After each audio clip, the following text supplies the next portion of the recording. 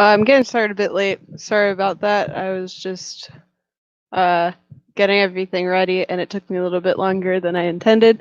But today I'm going to be showing off my progress so far on my contribution to the Cake is a Lie project, which is one part of it is this portal radio, and I'm also going to continue sanding it, and Geek Tech is going to join me at some point, and we're probably going to talk more about the project. So this is what I have done so far. I have all the pieces printed, and I've started painting and sanding parts. The only parts I have left to sand are the base and the shell. Everything else I already have sanded and painted. I have a lot of it glued, but everything is attached. Everything that doesn't need to be glued is attached with screws so I could take it apart later. Once I finish sanding and painting, all I have left to do is get some LEDs and put that all together.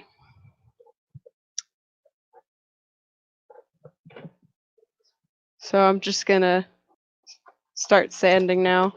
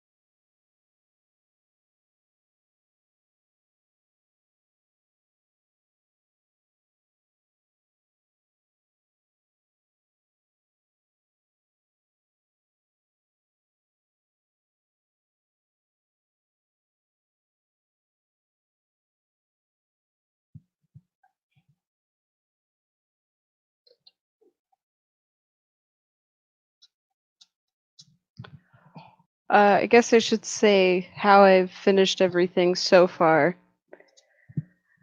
I've been sanding everything with 150 grit. I haven't gone higher just because I don't see a need to, because the project is based on Portal 2, which is a lot less polished than Portal 1. If we were basing everything off of Portal 1, I would probably go to maybe 220 or 320, just so that it would have more of a smooth finish to it. I painted everything on here is, other than the white parts, that's raw plastic because it's going to diffuse the LEDs. But everything else is painted with acrylic paint. I hand painted it, and the Aperture logo you can see on here, I used this stencil that came with the model and taped it on and hand painted that on. This model's on My Mini Factory. It's just the Portal Radio model on there. It's meant to be printed on a larger format printer like a CR10, which is why I had to split my base in half.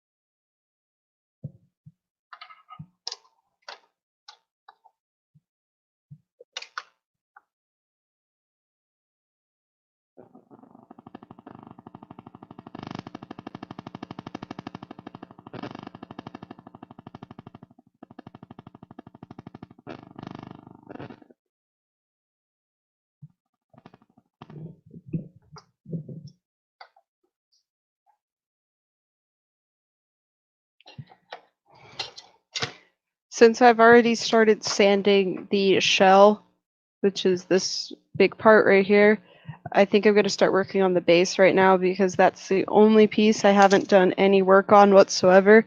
The shell still needs a lot of filling and sanding because you can see I had some issues with printing where I have these really deep lines. I think that's just because I did a incorrect spool setup, so there was a lot of tension and it was pulling on the extruder. Well, it was pulling on my x-axis.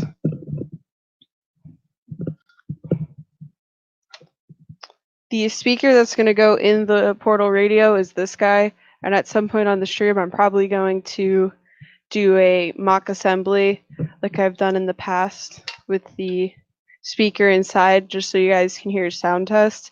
Don't know how good it's going to sound since it's going to be coming through a microphone though.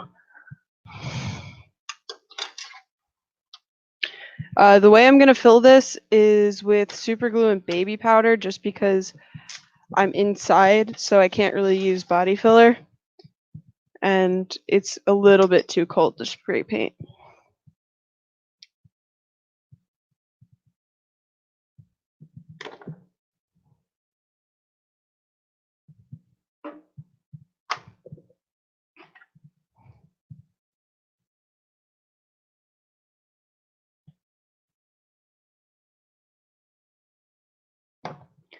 I have this little tool that I made. This was actually originally a tiny drill bit I got on Amazon, but the actual drill bit part just was glued on really bad, so I just pulled it off because it was glued bad, so it was very easy to do that. And I squished the end in a vise because it's aluminum, and I sanded it into a shape that I thought would be useful for doing this. I made it specifically for this, for putting on filler of some sort.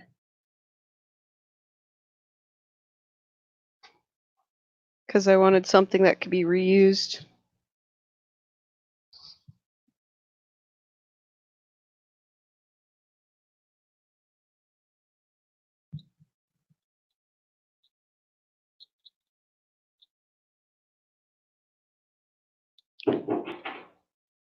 If anyone's watching this as a playback in the future, I might be repeating myself at multiple points, just for if people join, and if people join chat and when people actually join the broadcast.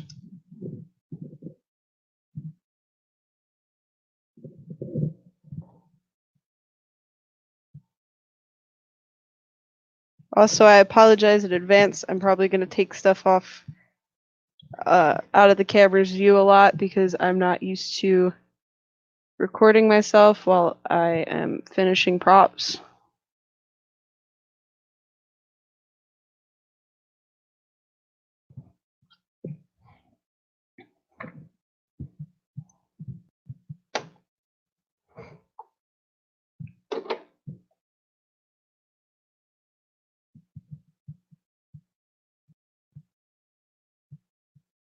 Oh, that was a lot more baby powder than I intended to put.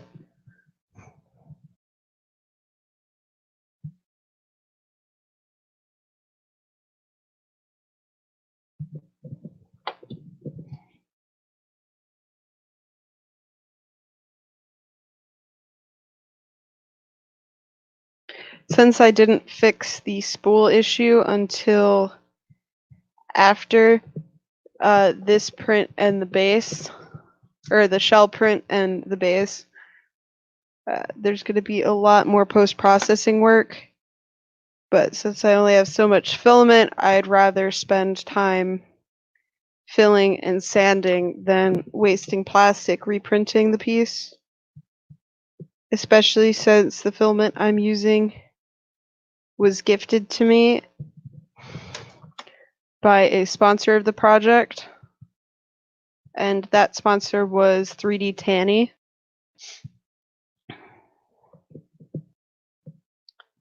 And I personally just want to make sure that I use the filament that was given to me as productively as possible. Even if I wasn't using sponsored filament, I would probably opt to fill to do post-processing work instead of just reprinting it, just because it saves money. It might not save time,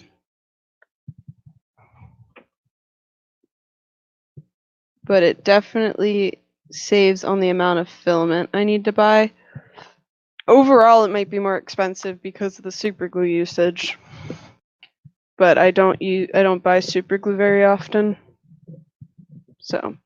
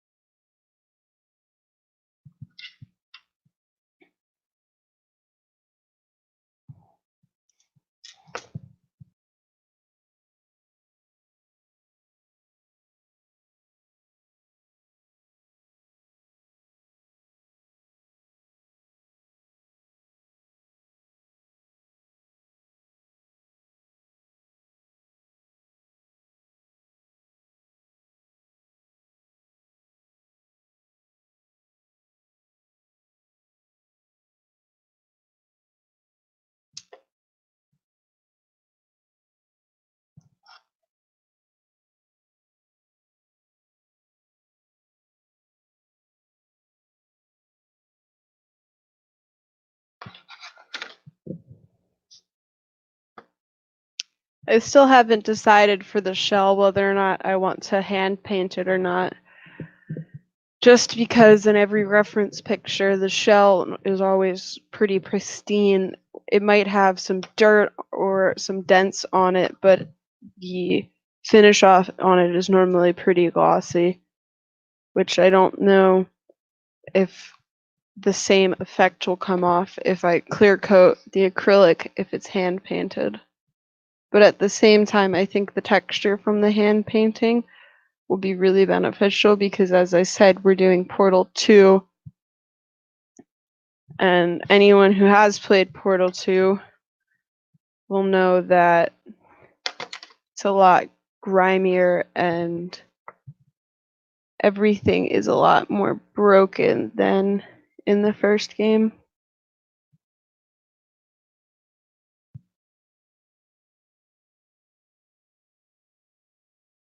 The only issue with using this tool that I made is every once in a while I have to scrape off the gunk because it does build up because it's super glue and baby powder. So as you can see, this is all gunked up now.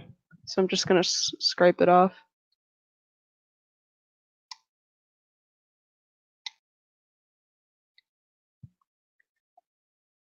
I occasionally end up ripping off some aluminum when I do this because I am using a steel blade, but I just sand it every once in a while. I've only sanded it once up until this point, so it's going pretty good. I also have a baggie of these little drill bits that I used for this process.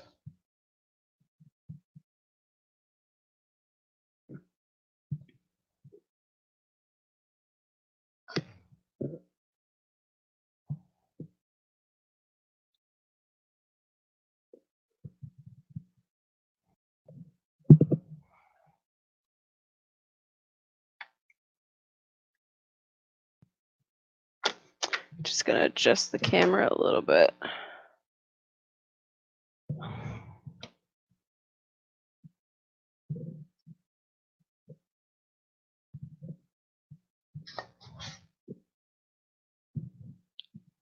So that is this side filled in, and that's this side, and then I'm going to sand it away and double check how I did.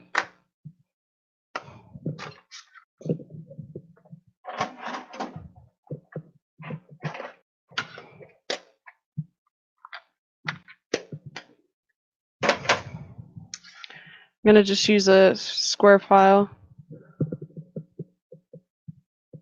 to do this to try to keep it as flat as possible. I do have a sanding block that's milled, but don't really feel like doing that right this very second.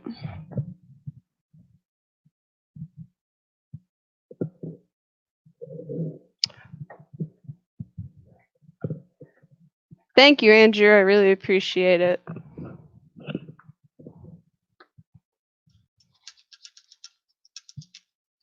Right now, I'm working on a portal radio because me and a group of people are working on this project we're calling the Cake is a Lie project. Welcome, Chris.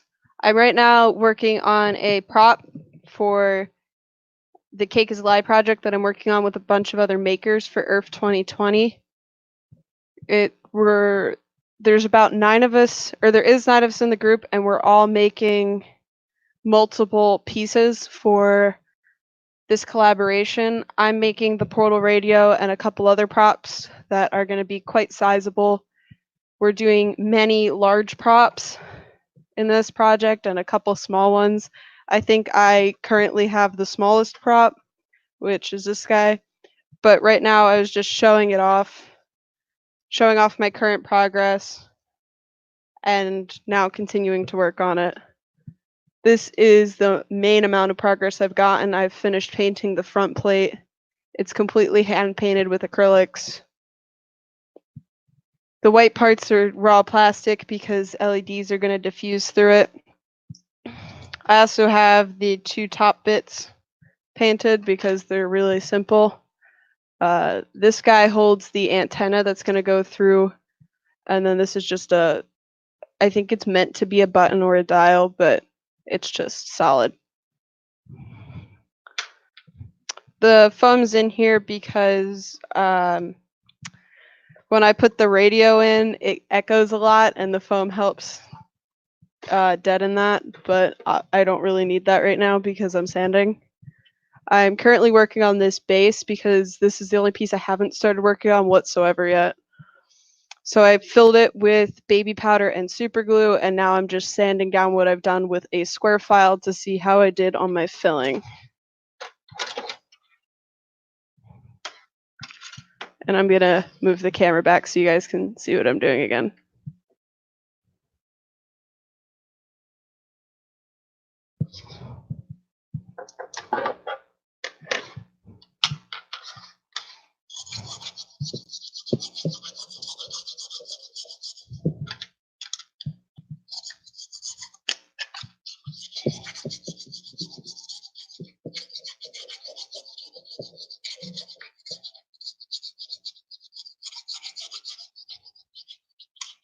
If the sanding noises ever gets really annoying, just let me know and I'll turn off my mic.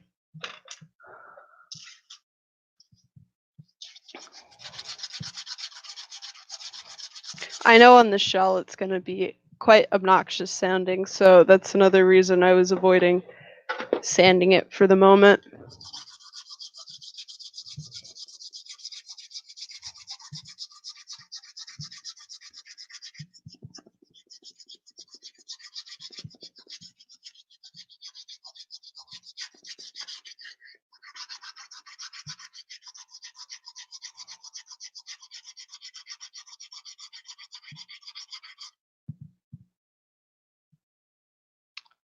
There's probably going to be other people from the project also stopping in at some point.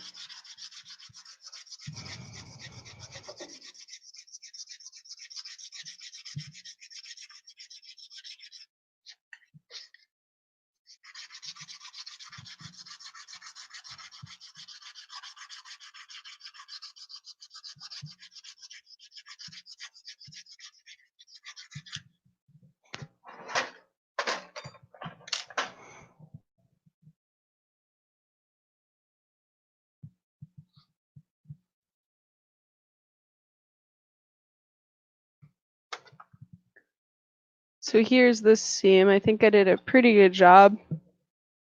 I don't feel an indent, but I'm also going to check. I'm going to do a paint check once I finish sanding the other parts to see how the seam actually is. And by that, what I just mean is I normally paint with white acrylic paint over it because white is really good. It's just Instacure super glue, and then I mix it with baby powder.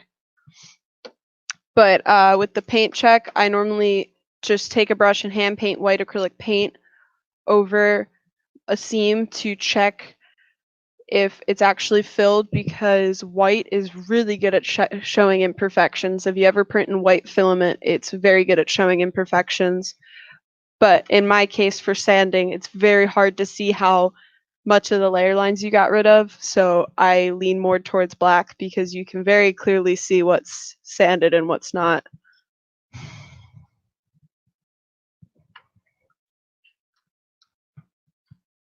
So back to the adhesive, since you asked, I actually use multiple kinds of adhesive. So I use the medium and thin.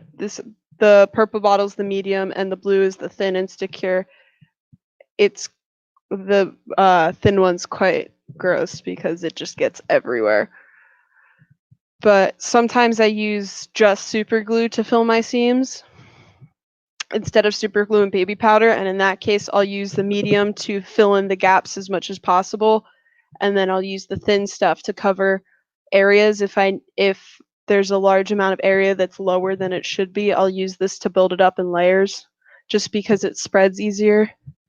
And then along with that, I actually need more of this stuff, but I also get some accelerator. I would say definitely be careful with the thin super glue in the accelerator, because if you spray the accelerator on the thin super glue, it creates a definite exothermic reaction and sometimes vapors come off. So I just would suggest being careful with that. Make sure you're in a well ventilated area, as with super glue in general. I also am using, for gluing, what did I glue together with this? I glued, well, it's glued in now, but this screen right here, I glued the white plastic piece and the black plastic piece together with just some PLA glue. I have this, and I also have the liquid form. But I've been trying this out because I've never used it before. I do enjoy the PLA gloop though, it's very nice. Though since I've only used tester bottles, I've struggled slightly with getting all my surface covered before it starts to dry, but I bought a big bottle, so I'm excited to work with that when that's ready. I also used gloop to glue the two pieces of the base together because I wanted a very strong connection. The main reason why I started using gloop is because with my big sword, my engine sword that is current work in progress, I originally glued it together with super glue, and I've been working on filling the seams for that.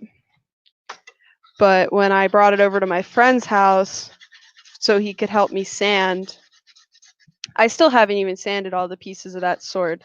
It's going to take me a while just because there's so many pieces. In total, I think there's 50 something pieces. Let me raise this up a little bit so you can see what I'm doing.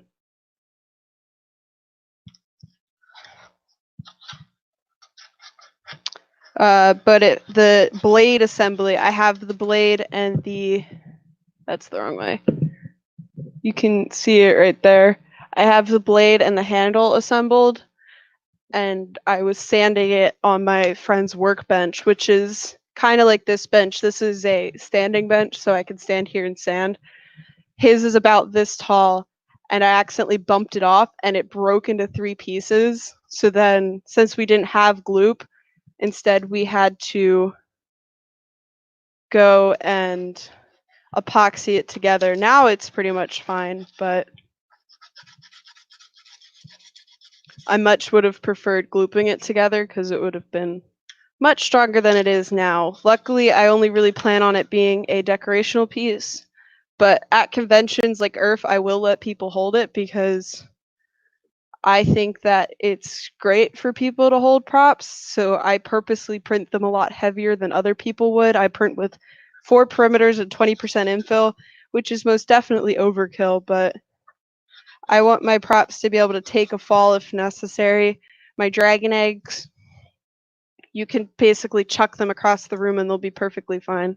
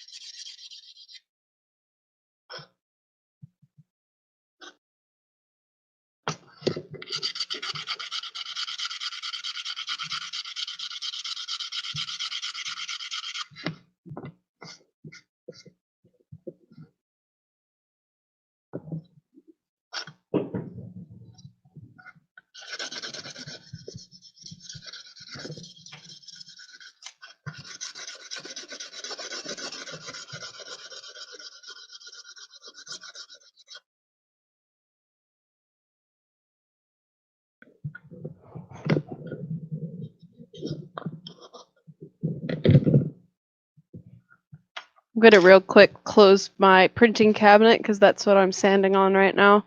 I have this workspace and then I have a table right over there, but I prefer to sand on the printing cabinet, so I'm just going to put the door in.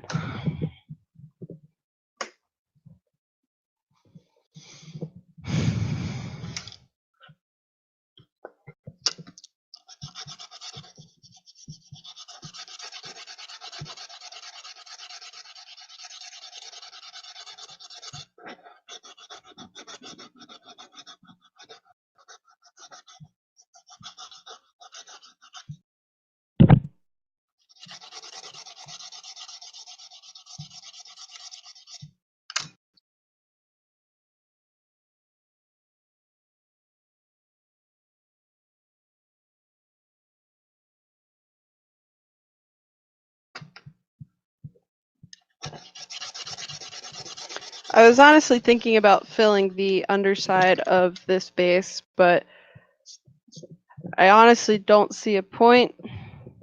I mean, it doesn't look that great because I mentioned this earlier, but I don't think anyone was here for that.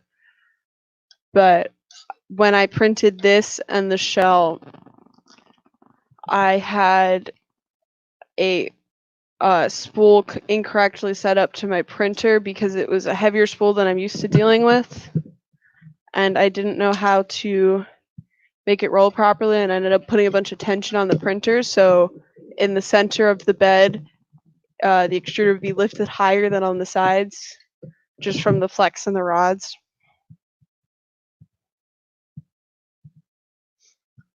I don't know if you'll be able to see, but you can kind of see a waffle pattern on the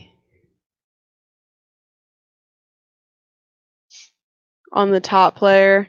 I kind of fixed it for the bottom layer because while it was printing, I adjusted it, but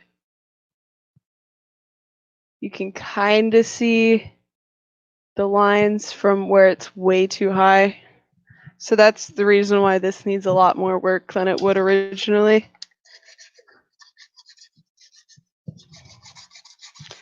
But I don't mind. I honestly enjoy sanding.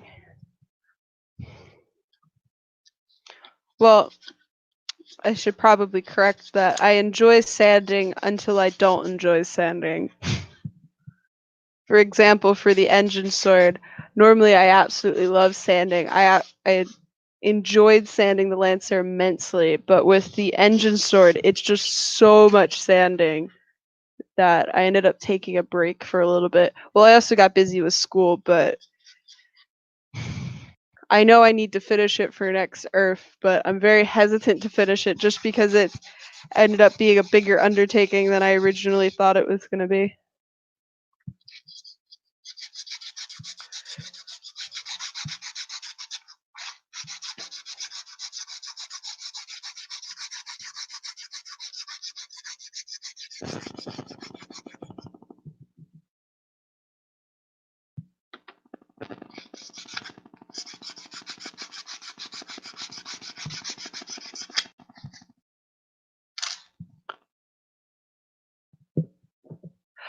It normally is printed as one piece, but it's meant for a CR10 and I have a Prusa Mark III, so I cut it in half.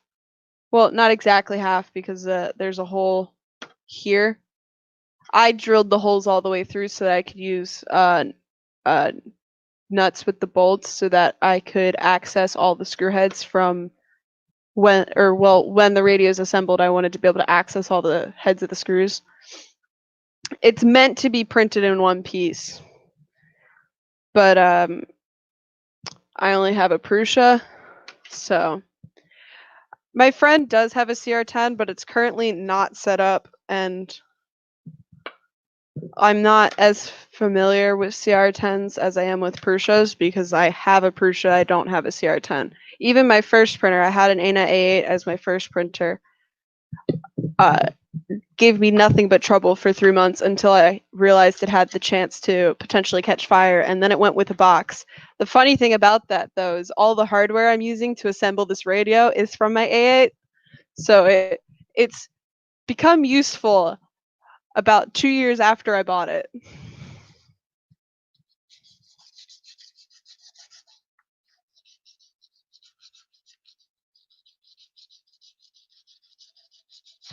But every printer I have has been a Prusa style printer, so I'm not really as familiar with having to set up a CR10. I know it's pretty much the same, but my friend CR10 has a couple little quirks that kind of annoy me.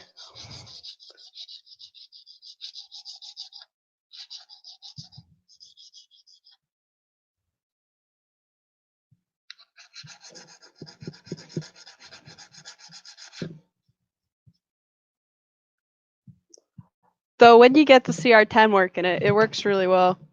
His prints a couple good minis. I think this mini was printed on it. Yeah, no, it definitely was.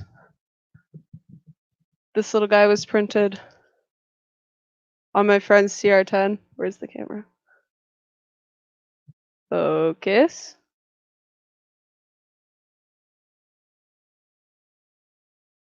Maybe if I use this. There we go. But that was printed on my friend's CR10. And then I dry brushed it with gold paint. Yeah, his printer is pretty funny when it decides to be quirky. His when it tries to home, it can't. It's almost like his x-axis can't be parallel to the bed because then it crashes. I haven't played with it in probably a year and a half though, and neither is he. So I kind of need to just work on it until it decides to behave. Though I know it'll never truly behave like other printers just because every printer has its quirks. My printer likes to reset the bed settings every like month or so that's fun.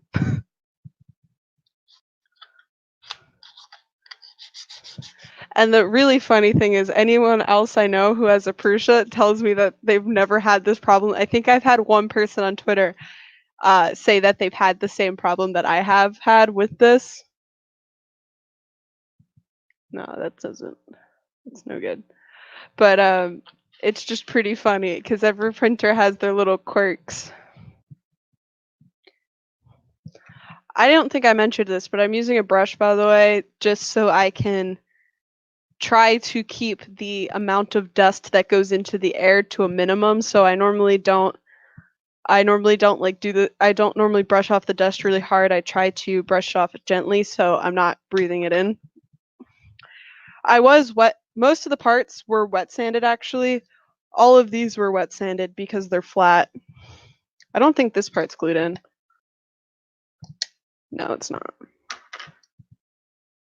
But I wet sanded all of it. This is actually two separate pieces because I don't have the multi-material upgrade.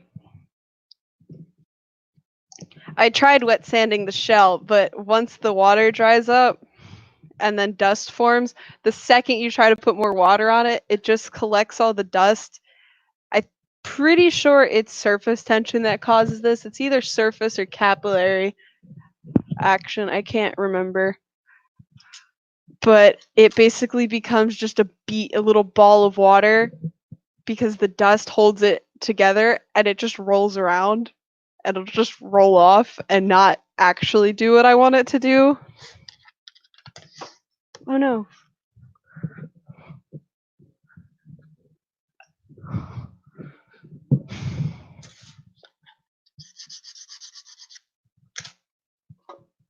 I know I haven't really sanded this side, but I want to see how much more I have to sand on this one. I might trace this. That might be a good idea. I'm going to trace this so I know how much I need to sand. I do have paper towels. I've tried it with paper towels. It honestly just doesn't want to stick. I will be right back.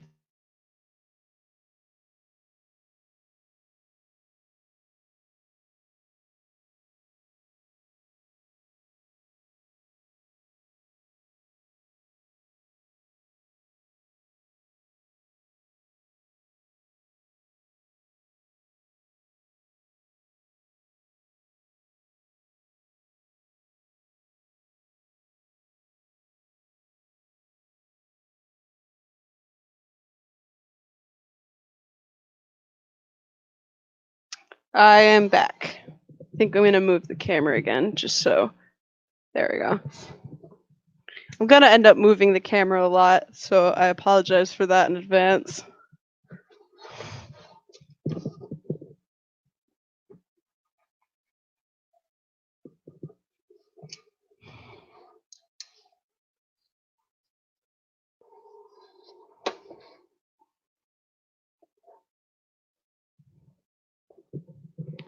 But this is pretty much just going to show me where I need to. Granted, I'm not going to do it against this because that'll mess with my paint job. Okay, so pretty much all of that needs to get sanded.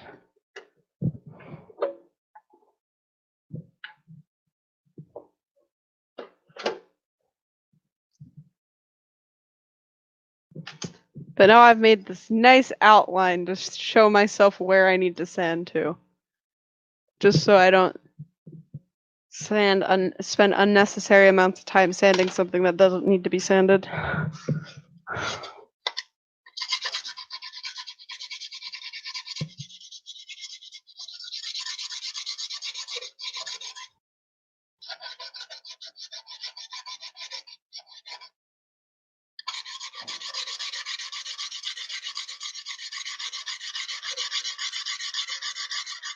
I think my main problem with the wet sanding is I don't keep the part wet well enough because I'll sand it and then it starts to get dry and I just need to wet it more often, I think, and then it would be better.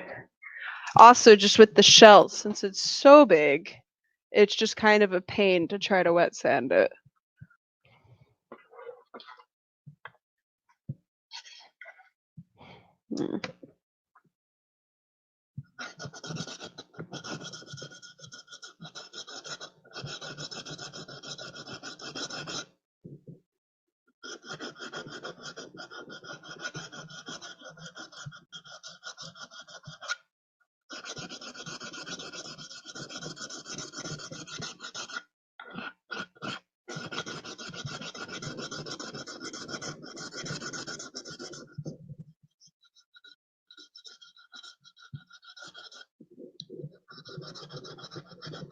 I'm probably gonna have to turn my mic off and on when I start sanding the shell, just because it's quite the annoying sound.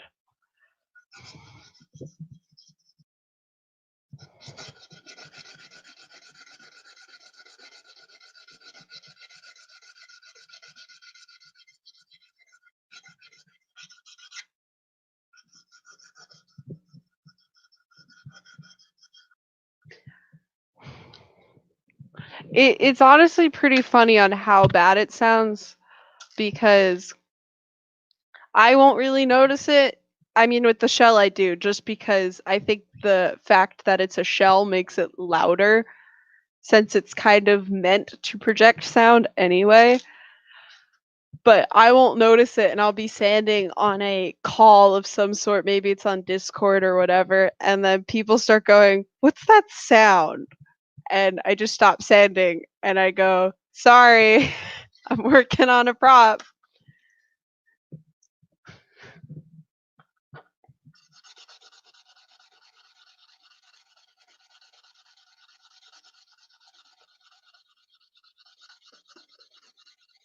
I think I'm gonna switch over to this guy.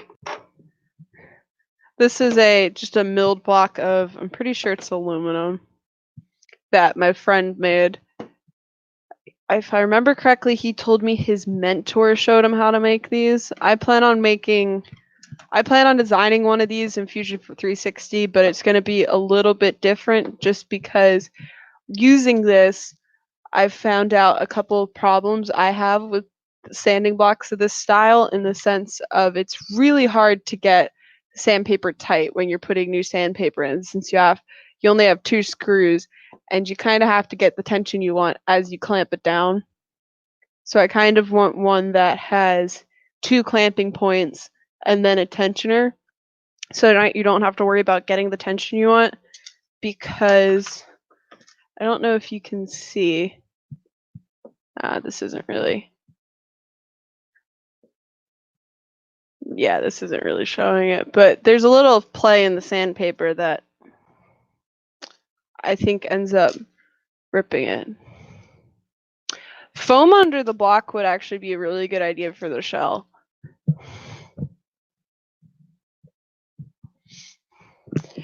I was actually talking to my machinist friend yesterday, who's the one who made this. He's loaning me this. I'm going to give it back at some point once I finish whatever flat things I'm working on. But we were actually talking yesterday, and another improvement would be to give these corners radiuses, because as you can see, it shears the paper. And it just likes to get caught on things, honestly. It always gets caught on everything.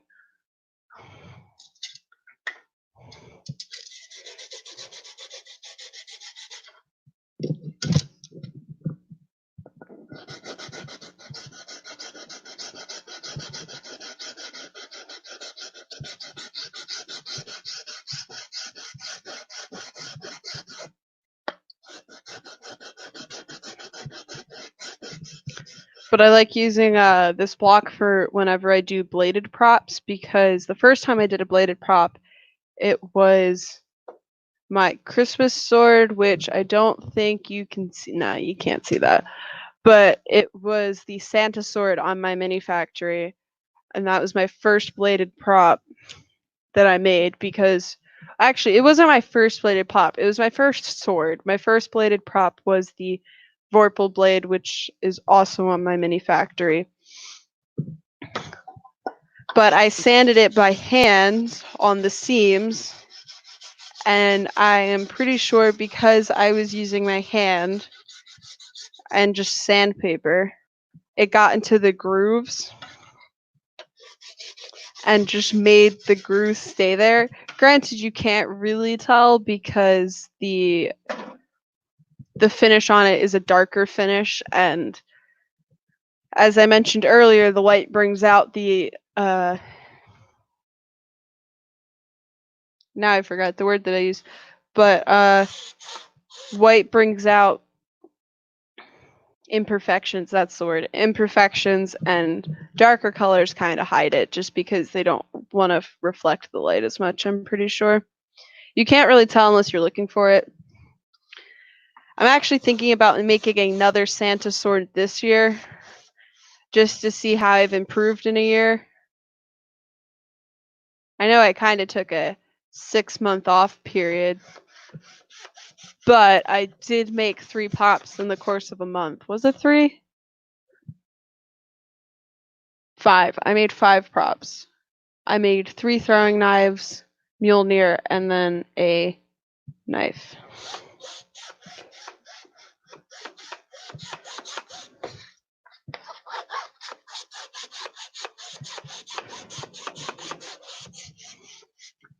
But one of the reasons I really like this block is since it's milled, this surface is perfectly flat.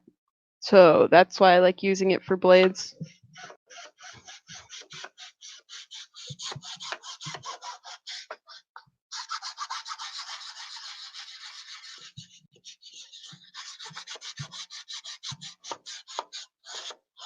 I was actually thinking about going out and buying a sanding sponge for the shell just because I think that might do better.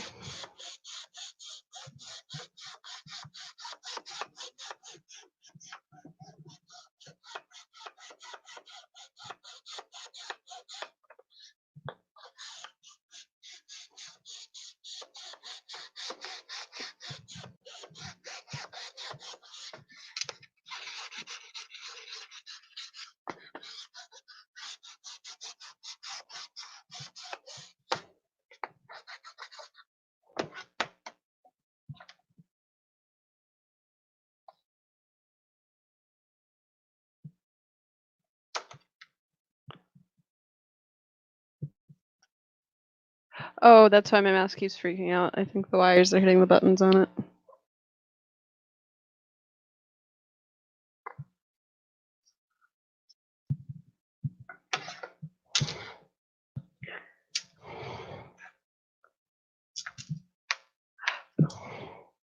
Yeah, the aluminum definitely, I have noticed that the aluminum keeps it cool. Also, just the weight of it in general.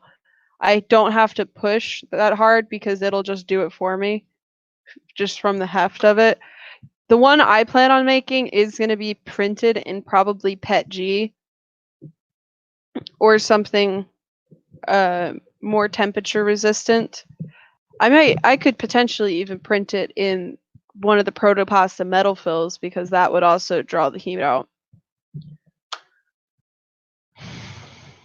But I want to print mine so that I can share the file online. I'm probably going to sell it just to help fund my projects for probably about $3 to $5, depending on how long it takes me to design it, how many iterations I have to go through.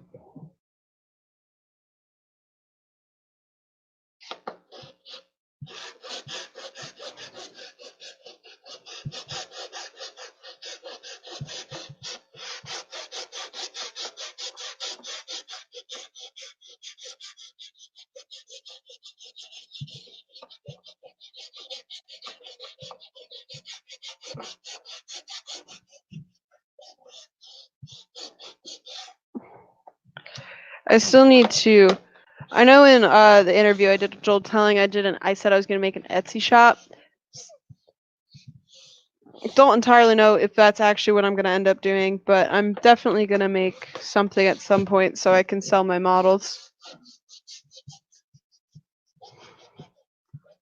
But I just need to design a couple more things and then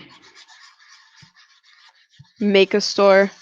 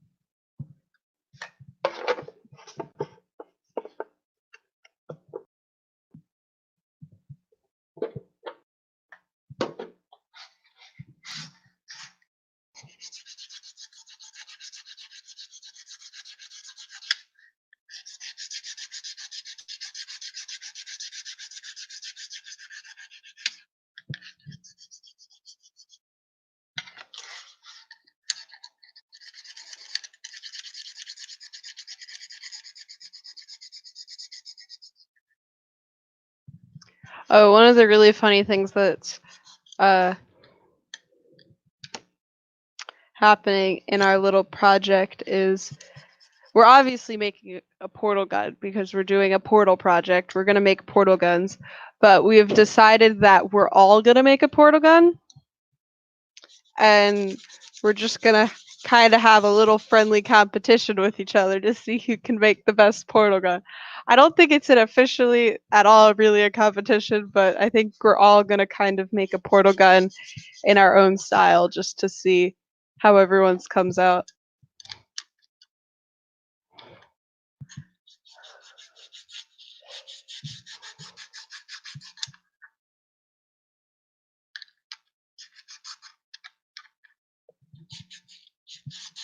Yeah, I'm really excited because we're not. Um, I know there are portal gun files online, but we're actually using a, I guess you could call it an in-house model. Geek Tech on Twitter is the one supplying us with all the models.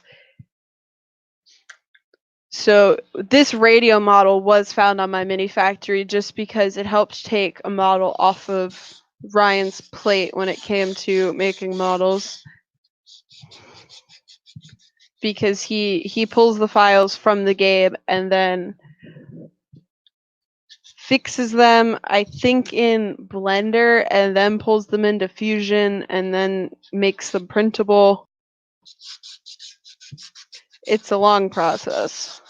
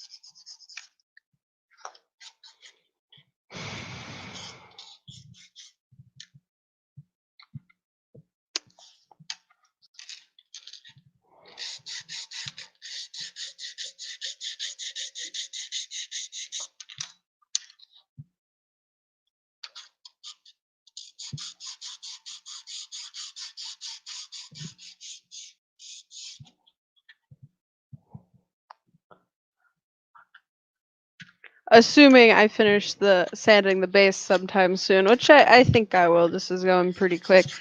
I can assemble the radio to show you how it sounds if you'd like, Chris.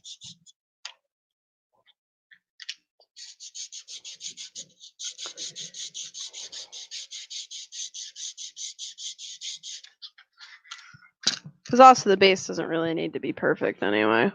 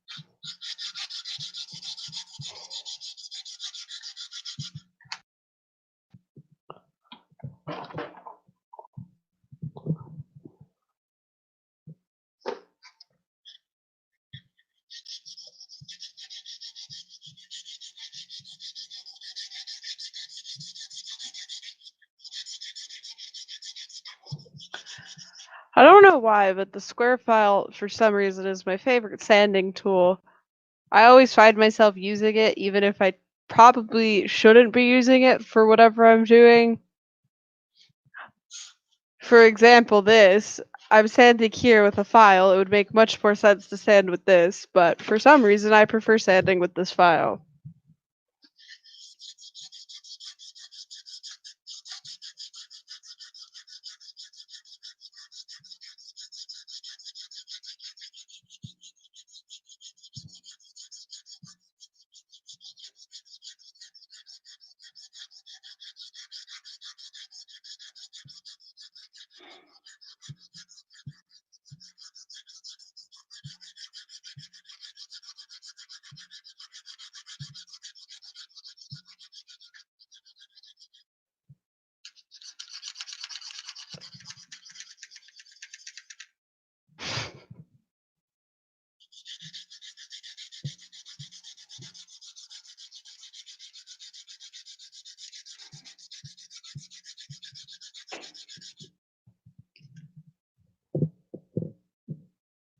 Yeah, this section's almost done. It just has a little bit more to do, and then I just have to finish this, like this edge all the way, or well, this edge, and then the sides, and then it should be done.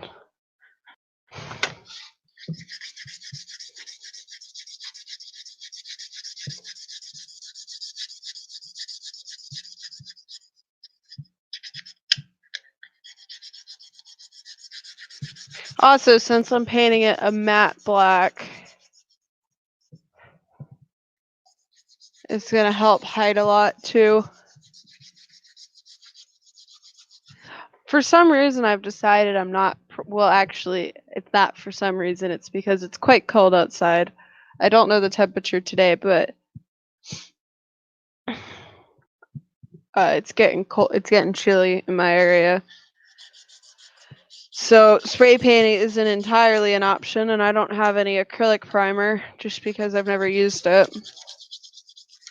So I've actually just been painting straight onto the plastic. That's what all of this was done. I just painted straight onto the black plastic.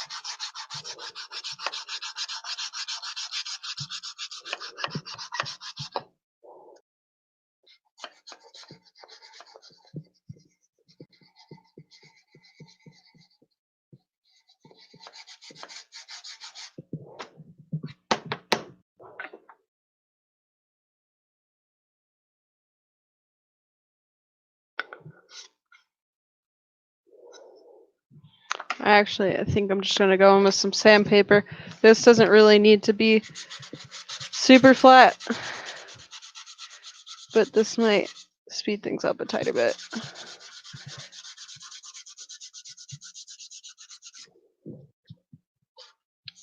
Because the only part that needs to be super flat is the spot where this mounts, because this mounts right here, but it's not where I'm sanding. So let's turn that, yeah.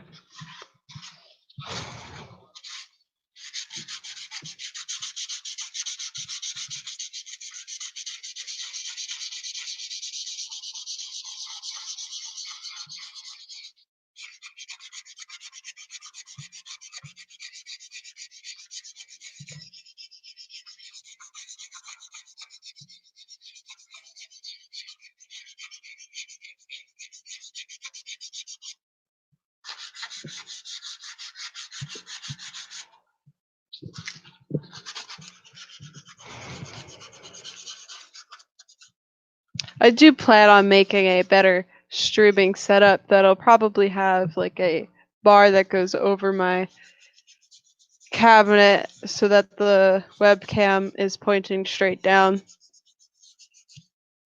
But I haven't built it yet, so we just got to deal with me moving around the camera by hand for now.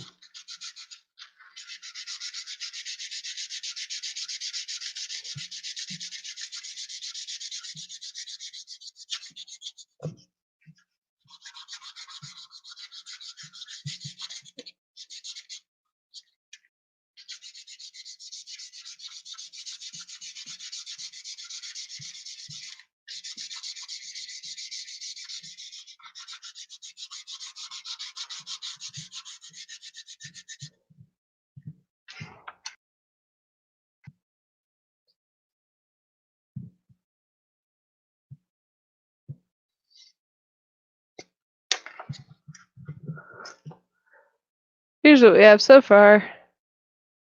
This section is almost completely done. Maybe a couple.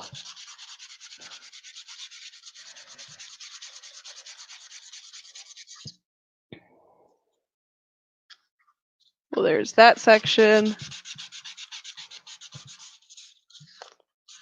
And just gotta.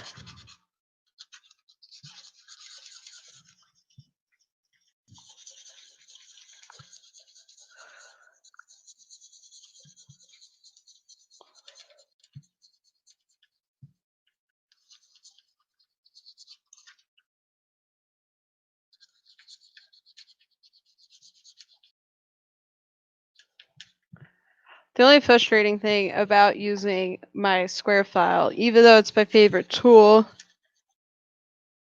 I don't know, like I guess it would be the grit. I don't know if files have the same labeling as sandpaper, but I don't know the grit of the file. So sometimes it seems like it's more fine than the paper I'm using, but then it leaves deep grooves as well. It's just a touch frustrating.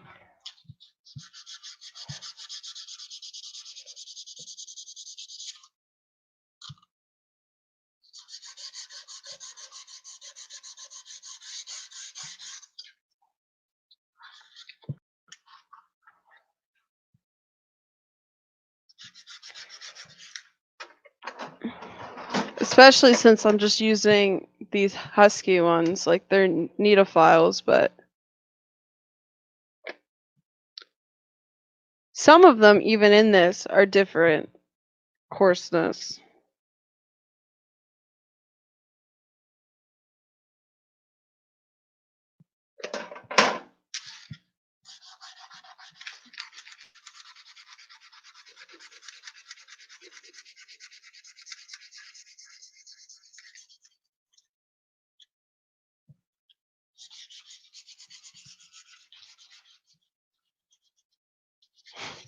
I mean, they're pretty good files. It was a step up for what I previously had. Well, not actually, yeah, because my friend who's a machinist who I mentioned earlier, he gave me a lot of or some of the tools that I currently own. He gave me. Oh, hello, Carl. Hello. But most of my tools are. Oops, I dropped my sandpaper. Are from my friend. So the files I used to use were from Harbor Freight, so I went and got myself some Husky files. Dropping everything on the floor again, huh? Pretty much. I'm using my actual workbench today instead of the table over there. Because normally I use that table in a box, but I'm trying to follow my dad's wishes of actually sanding where I'm supposed to sand for once. And not make a mess of the living room, basically. Well, it's the basement, so it's kind of always a mess. I actually just cleaned it yesterday, and it's surprisingly still clean. I don't know if you remember from my interview with Joel, but I mentioned the stain on my workbench. I just remembered, but there it is. I promise you, it looks much worse in person, and I have actually cleaned it. Like, I've done a nice scrubbing with isopropyl alcohol. Oh, it's soaked in there now. Oh yeah, pretty much. The only way I think I could get rid of it is if I sanded the whole board down, which I think is actually something I'm eventually going to do because I also use it as my cutting surface. I'm not going to grab I was going to grab the camera, but I decided against it. But a lot of I have a bunch of scratches. I think I need to sand it down again. So I'm looking, is this up on a YouTube channel? Yeah, this is on my YouTube channel. This is my first video I've ever made. Okay, what is your channel name? Because it's not showing up in my subscription list. It is. Let me scroll up. I think it's just Gear 3D Official. It's Gear 3D _official. It's my Twitter. There it is. Yeah, it normally when people were looking for it, it wasn't showing up because I never posted a video. But now that I have a video, people can find my channel. Subscribe. Ring that bell for updates. Just so you know, our one viewer said hello to you. Yeah, I see Chris in there now. Pop out. Chris and I have been hanging out for like half an hour. He's bouncing back and forth because I saw him over on Country in the Fun in the Country Basement too. Yeah, I didn't realize that Sunday is apparently a popular streaming day because Alien's right now streaming as well. Well, he's doing some 24-hour fundraiser about Geek Tech. Pop out chat. There we go. Forgetting how to do all this. I kept making comments, and I felt like the guys were ignoring me over there, so I just went ahead and jumped out. I'm like, okay, heck with this. Usually I could keep making comments, and I have Walter flipping me off or Glenn telling me to knock it off, and they weren't playing with me today. So I'm like, okay, time to move on. I accidentally flipped Tanny off one stream, and then I was like, oh no, I didn't mean to. Like, I've obviously meant to do it because he was being annoying, so I flipped him off. Well, then of course YouTube's made it pretty much idiot proof now. Because either you're kid friendly or you're not. There's no in between anymore. So I mean, you could put all the parental ratings and everything else and say it's whatever explicit or whatever you're supposed to do for adults, but they've already pretty much made it to where you're either making stuff that kids are allowed to watch or you're not. So at this point, it really shouldn't matter what we do if you said no, this is not for kids. Yeah. The thing is, though, anything that's not for kids, can that get monetized? Well, they're saying anything that's for kids, if you say you do content for kids, they take away everything. Oh. You don't get monetization. You don't, because you can't do advertising. You can't have chat. Targeted. You can't have chat. You can't have comments. You can't have anything because they don't want to risk anybody putting something that a kid shouldn't see. So once you say I know what started this is that they found out that in the comment sections of videos with children in it, apparently there was like a pedophile group or something making comments and stuff. So then YouTube found out and went, nope, any video with a kid in it cannot have comments, and it just seems to have gotten worse from there. Yeah. It's all getting crazy, and unfortunately, the government isn't keeping up with technology. Yeah. It's like all of a sudden they turn and go, whoa, okay, now people can do this. Okay, now we got to put regulations on that. Carl, I'm pretty sure you've seen this, but I have my Front plate completely done. Cool. You realize I've never played Portal? I think I do remember that, but I keep looking at all this stuff. I'm like, well, that kind of looks familiar. I sat and watched Natasha play it once or twice. Like I was thinking, I want to make that Whisper of the Worm sniper rifle FDL gun. I'm hoping I get to play with that file that he sent me. And then he mentioned he was putting out all the files for the Portal gun. I'm like, oh, why? Maybe I can make Natasha an FDL Portal gun. And then I saw the files, and I'm like, oh yeah, no, there's nowhere to hide an FDL in that. No, definitely not. Like that looks more like half of a repulsor gun arm piece from Iron Man turned into a weapon for a video game. See you, Chris. All right, later, Chris. Guess it's just you and me now. Yeah. My intro was so cringy. I'll have to go back and watch it. See, this is why I don't do live. Well, I've never done videos ever, and I don't really have the time to edit. I mean, currently, right this very second, I do because I have 4-day weekends every week. But at the same time, I'd much rather spend that being productive and sanding and trying to finish this and then starting other prints.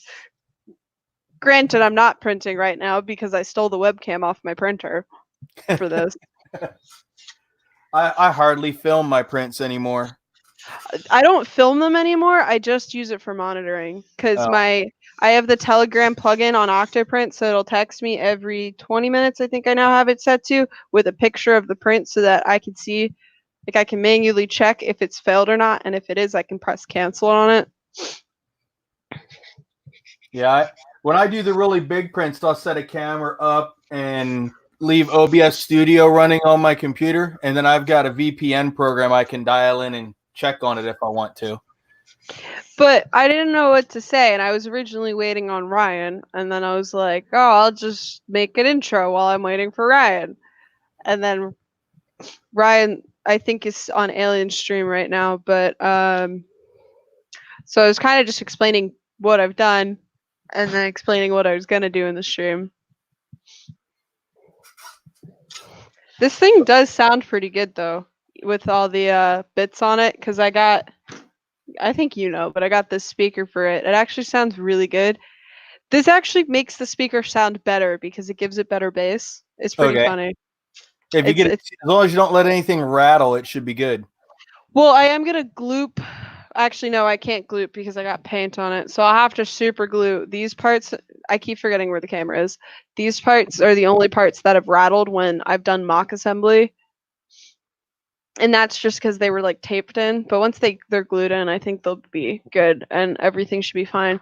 I just have to put this in it as well. It's just some craft foam because it kills the echo. That or get some of that stick in like Dynamat type stuff. Is that like the stuff that goes in gun cases? Gun cases, or people use it in put it in their cars now for sound deadening. That might be a good idea. I still need to buy the LEDs for this. That's the only thing. The other thing I would suggest for you while you're filming, unless you want to keep going and doing close-ups, is turn off your autofocus. Every time you move that, as you start to sand, you go out of focus, then you come back in focus. I don't know how to turn the autofocus off. Maybe I'll just move the camera over here. Maybe that'll stop it. That's a wire. Let's move that wire. Oh, I got paint all over this thing. Or wait, nope, that's baby powder. I have paint on my I have paint on right here. I got paint on I think this is my headphone wire from when I did my fixing of my knife on stream because I was painting with my headphones. Oh, did you finally find the tip? No, I never found it. I just sculpted a new one. Oh, yeah, I've got the Squire torn apart trying to make a change, and I shrunk the I was having issues where I needed to get the nozzle closer to the edge, and I couldn't push the plate any further because it was getting too steep rolling off to the last roller. So I shrunk the heated plate down from 200 to 150. I got to put the plug on the end. I go and I pull out all my supplies. I've got a plug and I have 3 pins and I've got 4 wires. I'm like, I'm like, well, okay, that project's on hold for at least 3 more days. Put in my order to DigiKey, and I'm like, okay, now I can just wait for the pins to show up.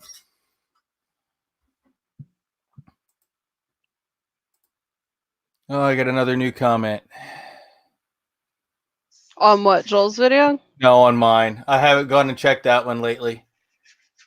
I've only had the one comment where the guy, you know, it wasn't a terrible comment, but it was like, really? Dude, I just got the thing working 2 days before the show. Yeah. Oh, what was it? Something along the lines of it's an awesome concept, but the print quality sucks. And I'm like, Of course the print quality sucks. You haven't had time to tune it. I'm like, dude, it's like that. And the fun thing is literally I had another file that printed better, and it got corrupted. It kept freezing mid-file. I did like 3 tries at it, and it kept dying in the same spot.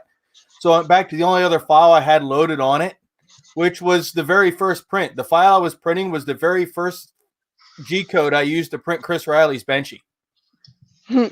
So I just kept printing the. Wait, was that Chris Riley's competition Benchy? No, when I fired it up, I said, okay, the Squire's up and running. Time to do my first print.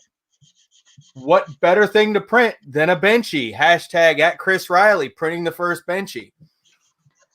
And took pictures of it as it was printing. And when I got done with it, I said, yeah, hey, Chris Riley, I got something for you. He's like, can't wait to get it. And that was like first thing I took to him at IRF was, you know, the first Benchy off of the Squire. And it's kind of become a tradition to give away the first Benchy because the first Benchy that came off the White Knight went to Daniel Noré. So it's like the first one went to the creator of the Benchy. The second went to the person I know that prints the most of anybody. So... Yeah, the only reason I've printed Benchies recently, other than the competition, was just after I upgraded my printer to the 3S, was to just test and see and make sure everything worked. Did you do it before and after so you could compare? Well, I had it before because I printed a Benchy before, and then I printed it after, and I was like, they look the same. Cool, that's good. They're supposed to look better. The 3S improves cooling, but the cooling on my 3 was already fine. So there wasn't actually really much to improve on. But it helps with cooling, and the filament sensor's more reliable. Some people, their filament sensors never worked. I feel so bad for those people because I absolutely adored the filament sensor. But now it is more of a physical one because instead of just using the little sensor that detects the filament movement, it actually uses a ball. Granted, it can't tell when the ball's moving or not. So if you get a jam, it won't know. But it'll know when you have filament in and out. So it's just a little bit more reliable. Oh, Shea Street just jumped in. Best Benchy in its class of IRF 2019. Yeah, I'm still to this day surprised that happened, but ever so grateful because I use my Wham Bam now and it works beautifully. I actually, for the first time since owning a printer, other than my ANET, but that doesn't really count. The first time I've ever had to use my spatula is for the Wham Bam because it just sticks too well and I bite my nails, and when I have just single layer things, I have to use it. I even use it for smaller prints since they won't come off all the time if they're too short because I won't have the leverage to pull them off. You don't have a flex? No, it is a flex, but the Wham Bam sticks that good sometimes because this screen, like this little the black and the white part, since it was so thin, it would flex with the bed, so it wouldn't flex off.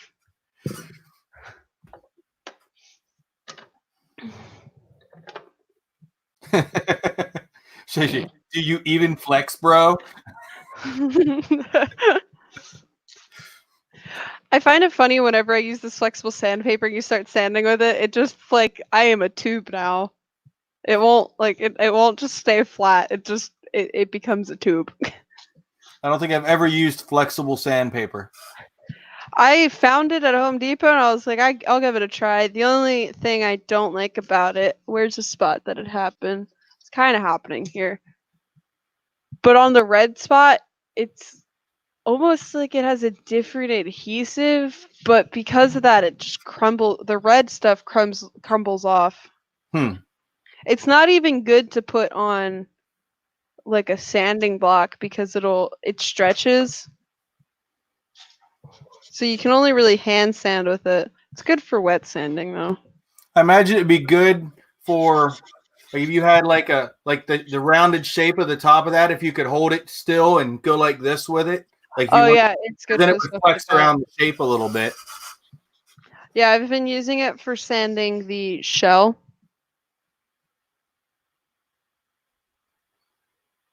It's the Portal Radio is what I'm working on right now, Shay.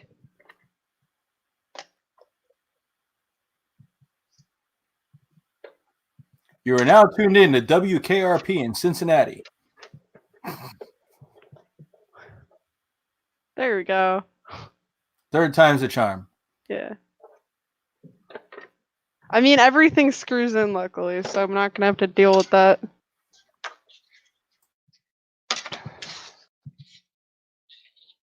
Yeah, unfortunately, the last big print I did on the Squire I can't show because I don't own the rights to the file. And it's a prototype for somebody.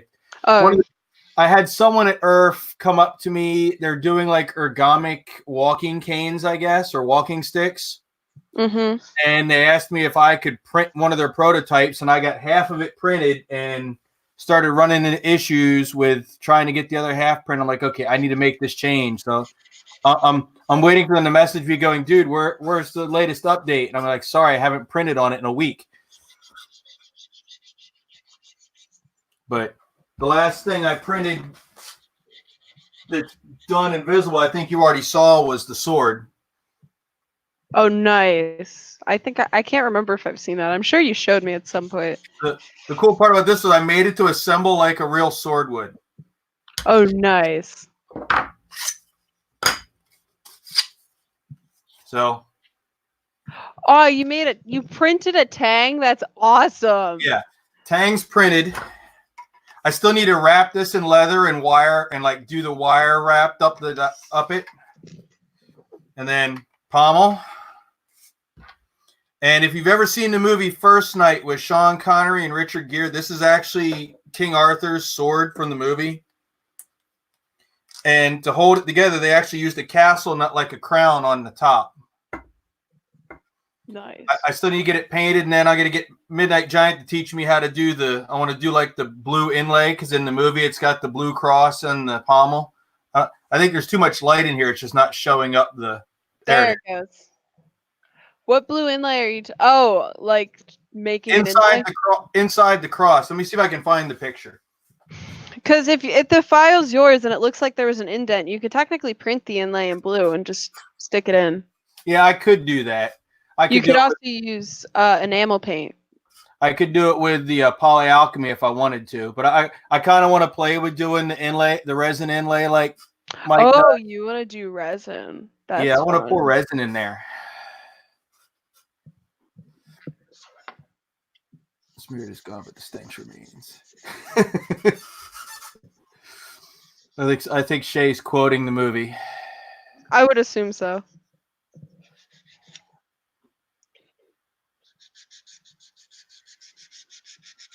Let's see. I think I got the picture of it here somewhere.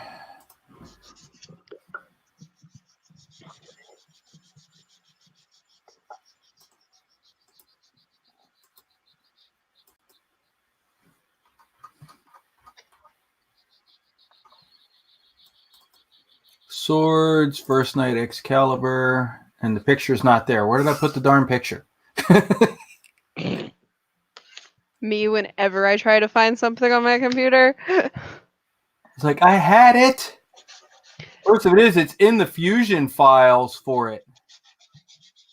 I'm having problems with putting pictures in Fusion. Like I can get it to show up, but then I can't get it to show up later when I go back to edit the sketch again. Okay. And Let's then see. I also sometimes just can't get it to show up in my sketch, so I have to actually put it in the sketch. It's very annoying. Let me open up Fusion here. If you want, you can share your screen. Once I get it up here, I will. Yeah, I didn't think that was from First Night. The spirit is gone, but the stench remain is from A Knight's Tale. But that's okay. And he just said that. Yeah. Yeah.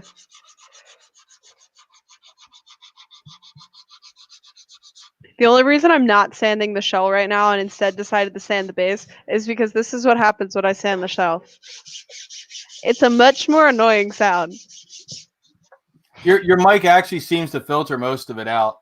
Oh, really? Oh, that Yeah. might be the audio processing of Stream Deck. I know it's StreamYard, but I think it's funnier calling it Stream Deck. The thing is, the Stream Deck's something totally different, as I understand it. No, not Stream Deck, Stream Duck, because their thing's a duck. Oh, Stream Duck. Okay. Yeah. Yeah, that's why it's funny. I don't understand why their thing's a duck, but whatever. It's fine. It's funny.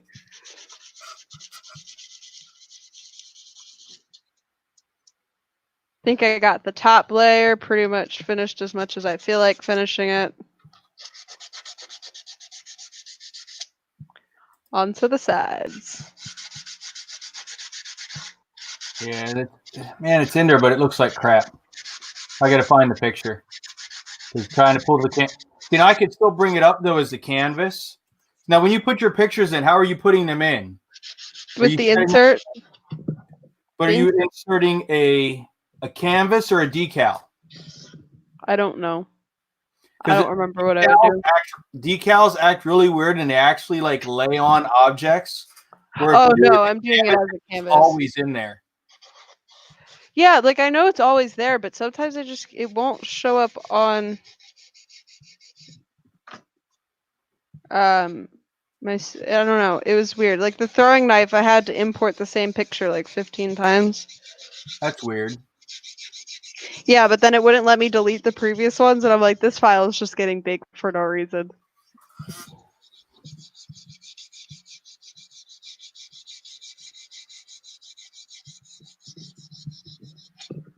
It's funny. I'm actually kind of debating hand painting this entire radio. I've already started hand painting everything. Yeah, I'm a spray paint guy.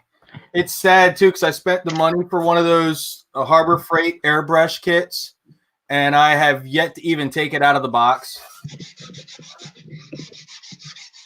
Airbrushing's fun. I personally like it more than spray paint. It's easier to control.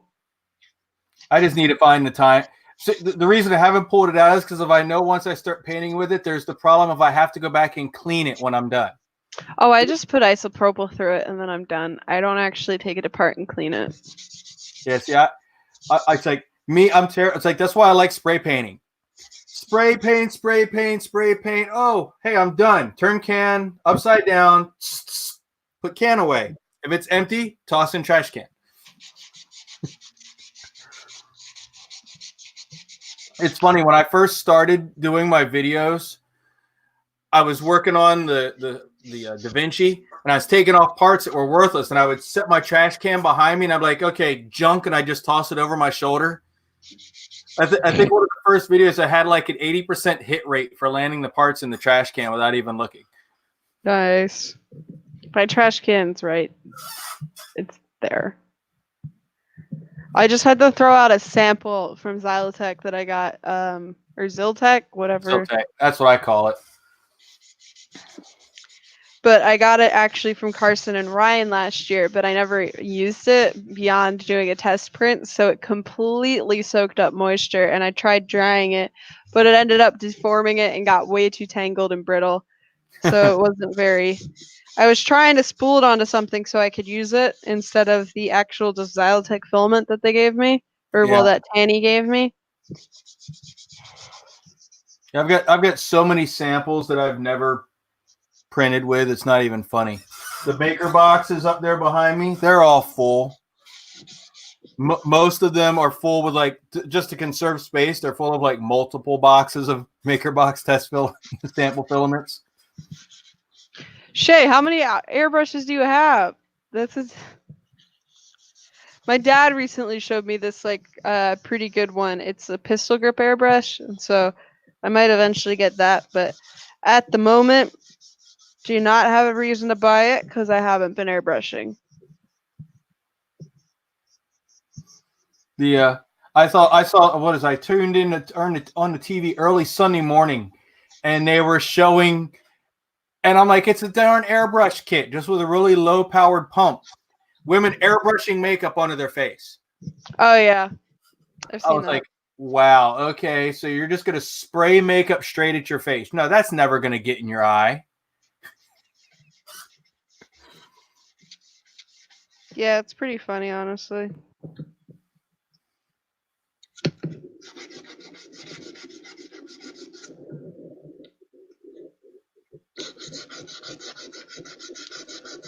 Yeah, I put the Fusion 360 up there on the screen share if you want to look at it. There we go. See, that's how the cross is. I said, for me over here, I have the canvases. I just turn it on, and then you can see the. Oh, nice.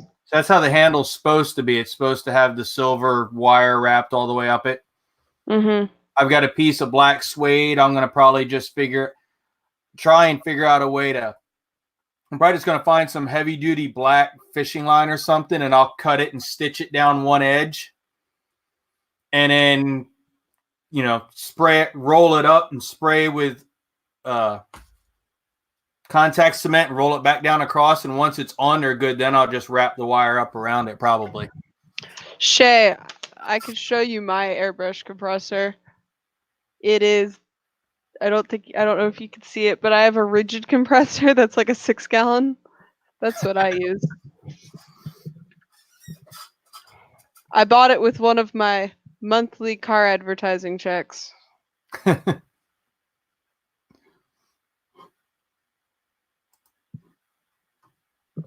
love how for the longest time I was getting a warning on Fusion 360 saying that you need to pick a license and yada, yada, yada, yada. Up till this day, we'll give you this much off. And that was like October 30th. It's all gone away, and I'm still running on my education license just fine. Yeah, I'm waiting to start getting yelled at about choosing a new license. But yeah, someone made a comment, oh, you can't make any profit if you're using the education license. I'm like, well, I'm still broke, so clearly I'm not making any money using it. So yeah, I'm probably gonna have to switch off the educational license because I do plan on selling my models. Yeah, you can still go. You should still be able to get a free license though, because until you start making over a certain dollar amount. Oh yeah, I am gonna be surprised if I ever start making over 100K from Fusion. Yeah.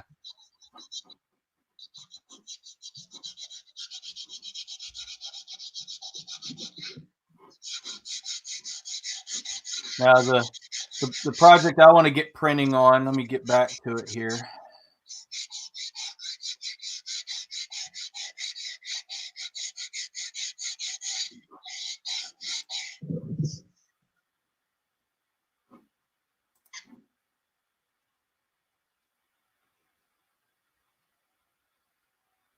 I think this is it.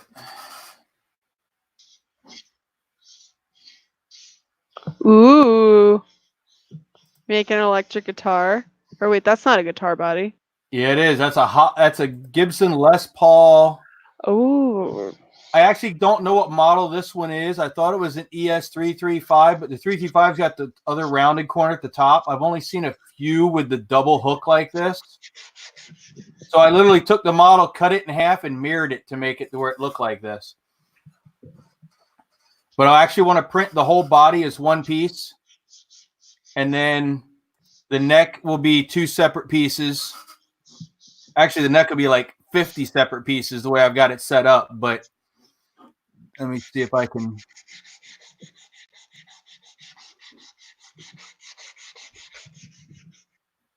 if it loads.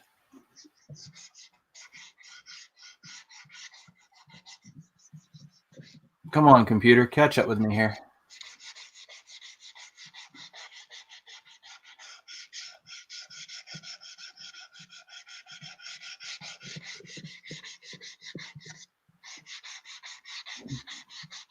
I've got the neck set up to where it'll have it's 2 pieces.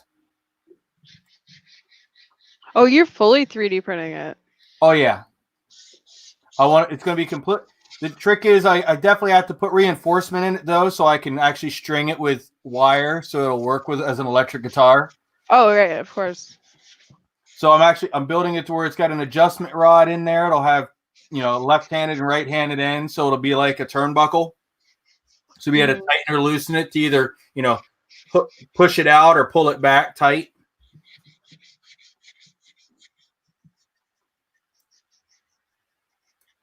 And then what I've got all my mouse is driving me nuts. For some reason now, every time I right click, I get this stupid this window keeps popping up when I try to swing and move everything. I don't know why it's doing that now. It just started doing it. When you right click, you can rotate. I was never able to rotate from right clicking. I have it's in some of the settings. If you set it to work like hold on. Because I got so used to 3D Builder. And oh, that's fair. If you go to preferences, and let's see, where is it at? Yeah, if you do your pan, zoom, orbit shortcuts and you set it to Tinkercad, it lets you do all the pan and tilts with your left and right click mouse buttons instead. Nice. But I've got all I have all the threats broken down into separate pieces. And then all the space between each threat I've got set up as inlays. So what I'm going to do is I'm going to print all the threats in like iron fill or brass fill. And then I'm going to print all the space in between them in Polyalchemy Natural. So it's going to look like pearl, because that looks so pearlescent. With the natural, it's going to look like I've got white pearl inlay between all the threats. You might want to buy actual frets because the strings might wear printed ones down a lot faster. The whole point is to do it all printed, though. Oh, I see. Even if it does wear it out, so be it. But I just want to go, yeah, I did everything. The only thing that's not going to be 3D printed is going to be the adjustment, all the tuning knobs and the strings. Yeah, the strings, the pickups, the adjustment knobs, because you just shear those suckers off. I don't care what you print them out of.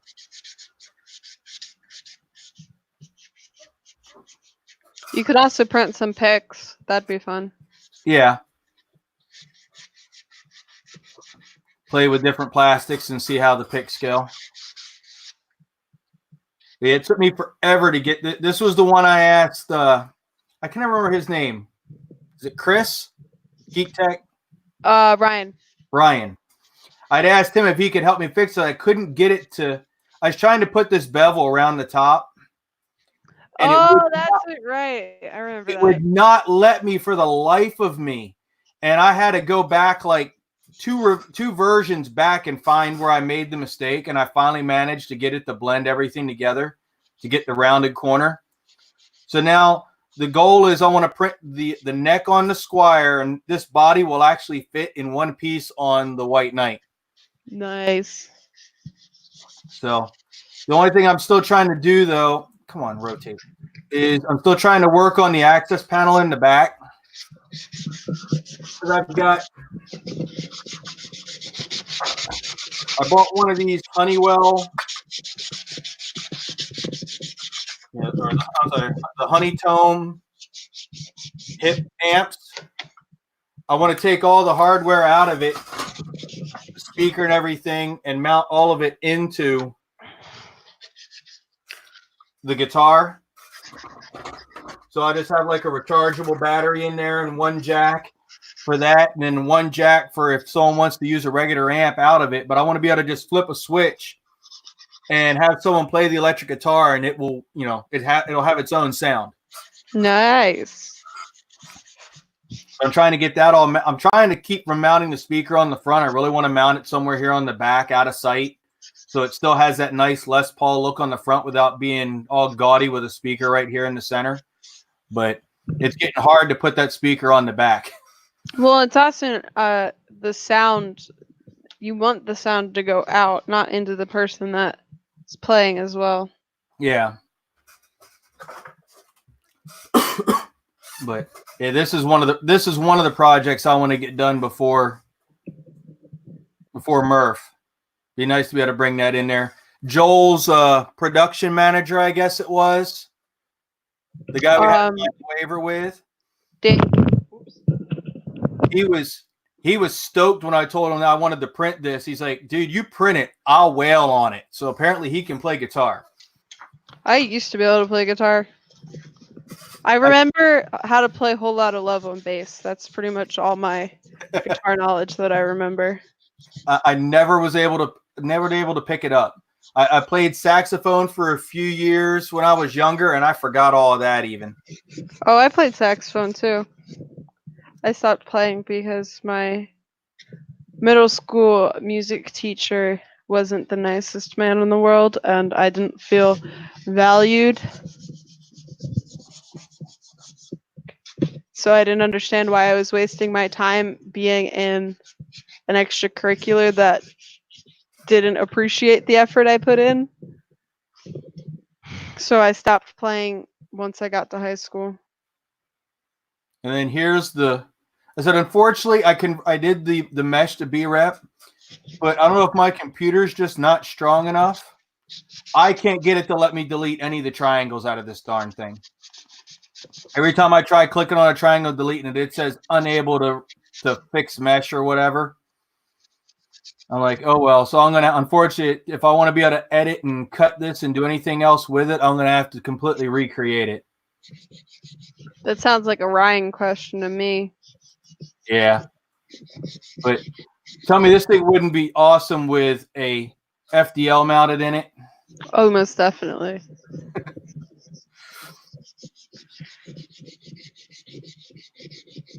What the render will look like.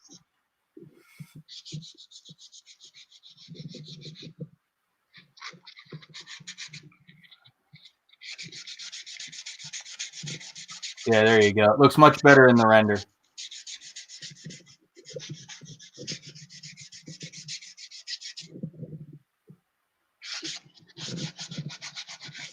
Long sniper barrel. That'd just be vicious to snipe people from across the venue. Yeah, the Lancer Ryan and I are going to make is going to have FDL parts in it once we talk to them. Yeah, I've talked to them a few times about this one. He's like, yeah, once you get the Fusion model done, he's like, send it to me because a lot of the FDL is cosmetic. He's like, I can help you just break the model up into pieces with just the opening sizes that are needed for what has to go in it.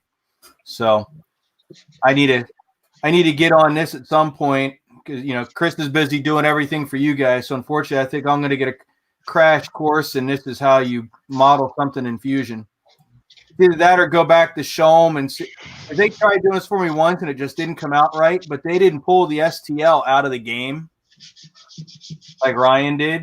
Maybe if I give them this, they might be able to build it better, having the actual STL from the game. Maybe. But also the STL from the game is going to be kind of crap. Well, this is it. Oh. Shay said that he was in jazz band for years. Alto and baritone.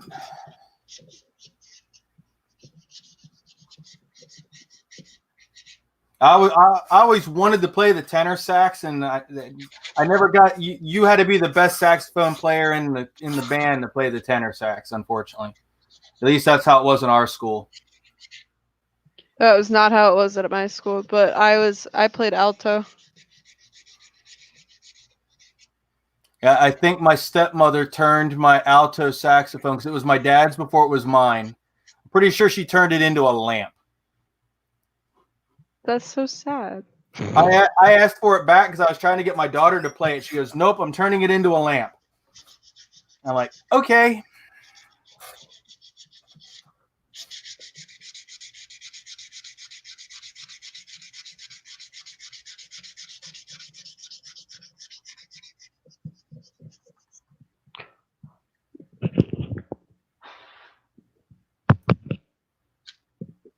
part of progress. Top is done. Working on the sides.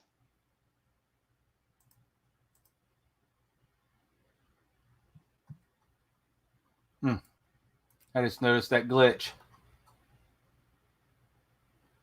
Yep. Stuff to be taken out. Oh well. Don't save.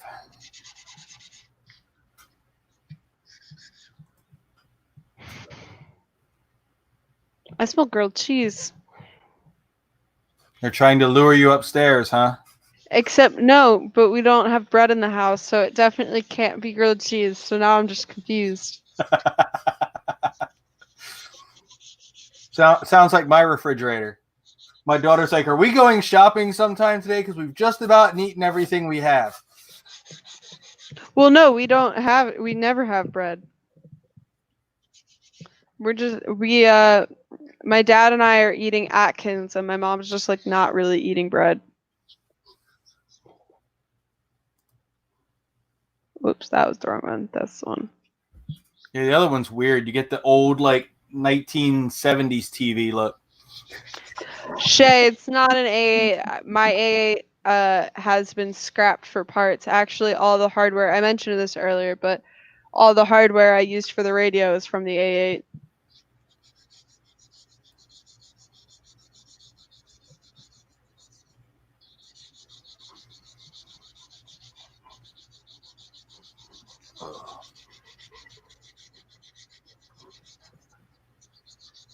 Yeah, I've been so burned out though. I've barely come down here into the makerspace this week.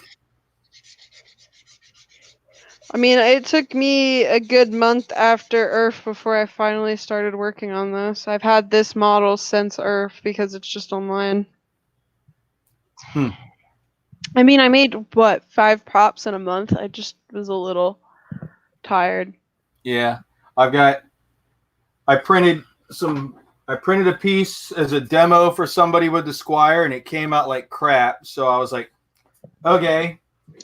And it's been nonstop trying to fix, the issues I'm finding with it now. Like, I don't know how well you can see it, but that was the original Z motor mount for the, and I don't know if you can see how it kind of drifts off this way. It just got so hot it melted and bent all of it. That was wait, I do. square and straight. That's now scary. It's not anymore. You can actually there's an actual indent inside it. I mean, you can see the line inside. That's where the stepper motor melted into it. That's how hot the stepper motor got. Yeah, my extruder motor gets a little hot sometimes. I'm right now working on tuning the first layer. I think I'm actually going to tram my bed. So I need to get like a dial indicator. And then I'm going to tram my bed so that I hopefully stop having stupid problems with it. I mentioned this earlier when Chris was here, but it's kind of funny how every printer has its quirks, and my printer's quirks decides to be really frustrating and randomly make my first layer settings useless. Huh. Yeah. It's funny because I think only one other Prusa user has ever told me that they also have that issue. Yeah, I still don't own a Prusa, so. I don't see a need to go to Prusa about it though, because they just adjust the thing until it does it again. I was like, I had that until I went to the inductive sensor on my my S10 Pro, here Tennis Pro. Mm-hmm. Came on, it is the one that only reads metal, and that sucker, or no, I'm sorry, it's the one that would read everything, and it I see. down, and I would get everything dialed in, and I'd go to hit a print, and I'd have to manually adjust like with up to 0.3 millimeters either direction. So then I put the new one on there that strictly reads metal, and I've done the bed leveling on it. Now it's start it and forget about it. It was that. Yeah, once I get the settings tuned in with the Pinda probe, it's started and forget about it. But every once in a while, I have to redo my adjustments. I mentioned this earlier, but I Well, you saw when I was painting with the 5 kilogram spool, I set it up in a way that there was a lot of tension, and that tension was pulling on the x-axis rods. I did a test yesterday. Luckily, they're not bent because that would have been frustrating to deal with. But now it has changed my first layer settings, which is why I was pretty convinced that it was bent, because I had to increase or technically lower my live Z by 0.025. I think, no, 0.125, or it was 0.25 or 0.025. I can't remember, but that scared me because it was like physically something has changed with the bed, and now my bed compensation's off again, and I either need to tram the bed or spend a day fixing it, and I haven't decided what I want to do yet. I think I want to tram the bed because then I'll at least know it's parallel. Yeah. I don't know much about the is it single or dual Z motor? Dual. Dual. You might need to get them back in in sync again. Oh, I did that. You did that? Yeah, you can when you can calibrate the Z, and it basically puts the both Z's up all the way to the top. Okay. And then it does the mesh leveling again. I think I've done it at least. Did I not check it? Because if I didn't check it, that'd be really stupid. Yeah, you start getting into those big spools, you got to have them just free hanging somewhere almost. Yeah, I decided instead that I am going to just manually spool onto a smaller spool and print that way. Yeah, I've got one of the spool holders that Printed Solid does. It does the rollers. The only problem with that, and I don't have a problem with it as long as I'm doing small prints, low prints. The minute you start getting to where, and I always end up setting it to where it's pulling off the top of the spool instead of pulling on the bottom. Mm-hmm. As long as you don't get to where you're going up above that spool, you're fine. But the minute you go above it, then it starts wanting to pull and drag if you don't have the spool just hung high up above it. Right. And if you think trying to do it with a 2.5 kilo one, try doing it with a 10K. Well, I have a 5 one right now. Yeah, because when I printed when I printed that Thanos blade. Shay, I hope your back feels better. Imagine trying to print with this spool. Oh my. I'll show you the rig I built for it.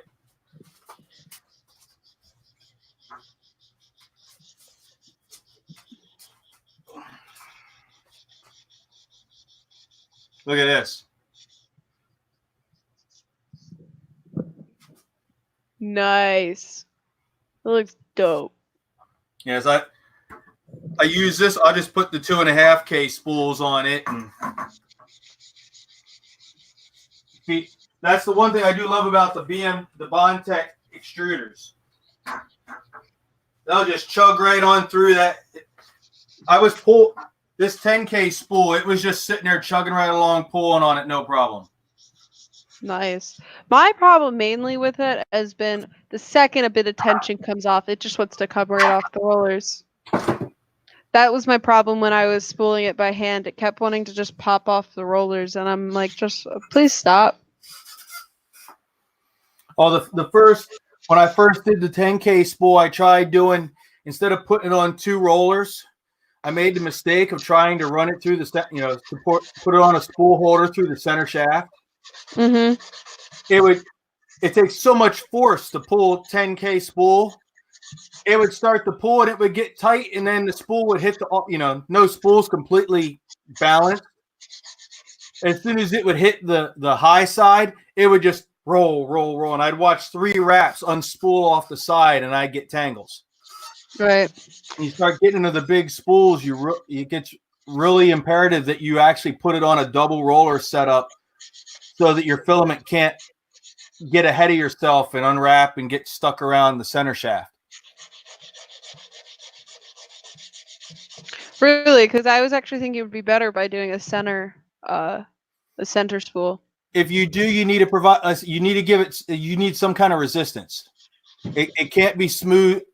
It can't be smooth at all. It's like if it can free spin on its own, you'll just end up where it'll unspool and then it'll get stuck and wrapped around your center shaft. Well, I can show you the things that I currently use to print. I use these. It's literally just a wooden rod with electrical tape on the sides. So I was thinking about doing something like that, but just making the print stronger and just hanging it from the top of my thing. Might work. Might. Who knows? Yeah. Listen, the biggest thing I've run into is if it can free spin, it'll unwrap everywhere. I came down a couple of times when I first started trying to print with the 10K. I just found this in my print cabinet. Little glitter pen. I knew I had one out, and then I went and got another one because I didn't know where it was. Damn, Shade. I think a couple years ago, I got a bulge disc in my L4, and it still occasionally bothers me, but it's doing pretty good now that I'm working out, so that's fun.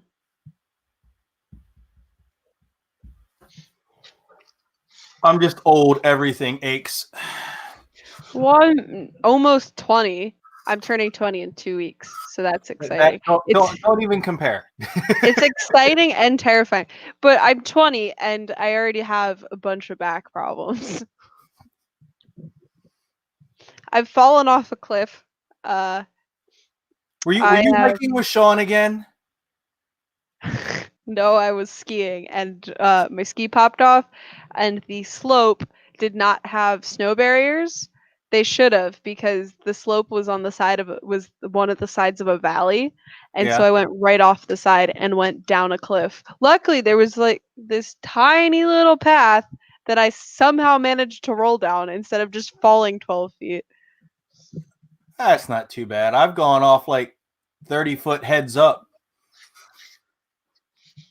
I lived in Utah for 10 years. Some of the best skiing in the world's out there. Oh my God, I loved Utah. I went to Utah, I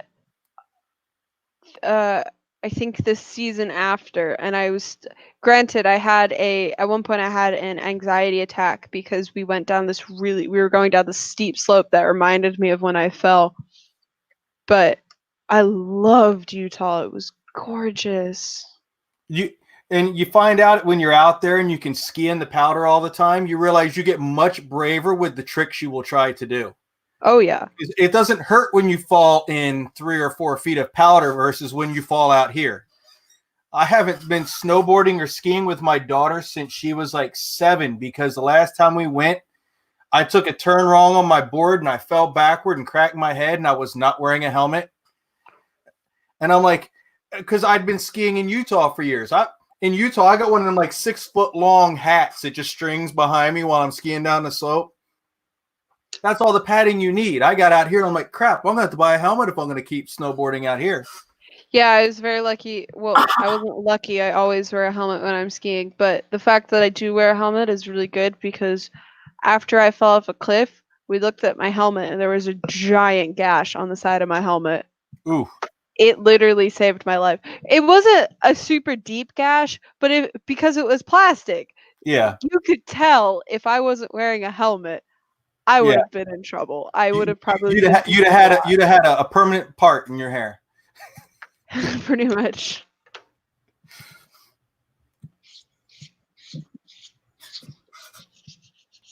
Okay, Shay, this is not a contest.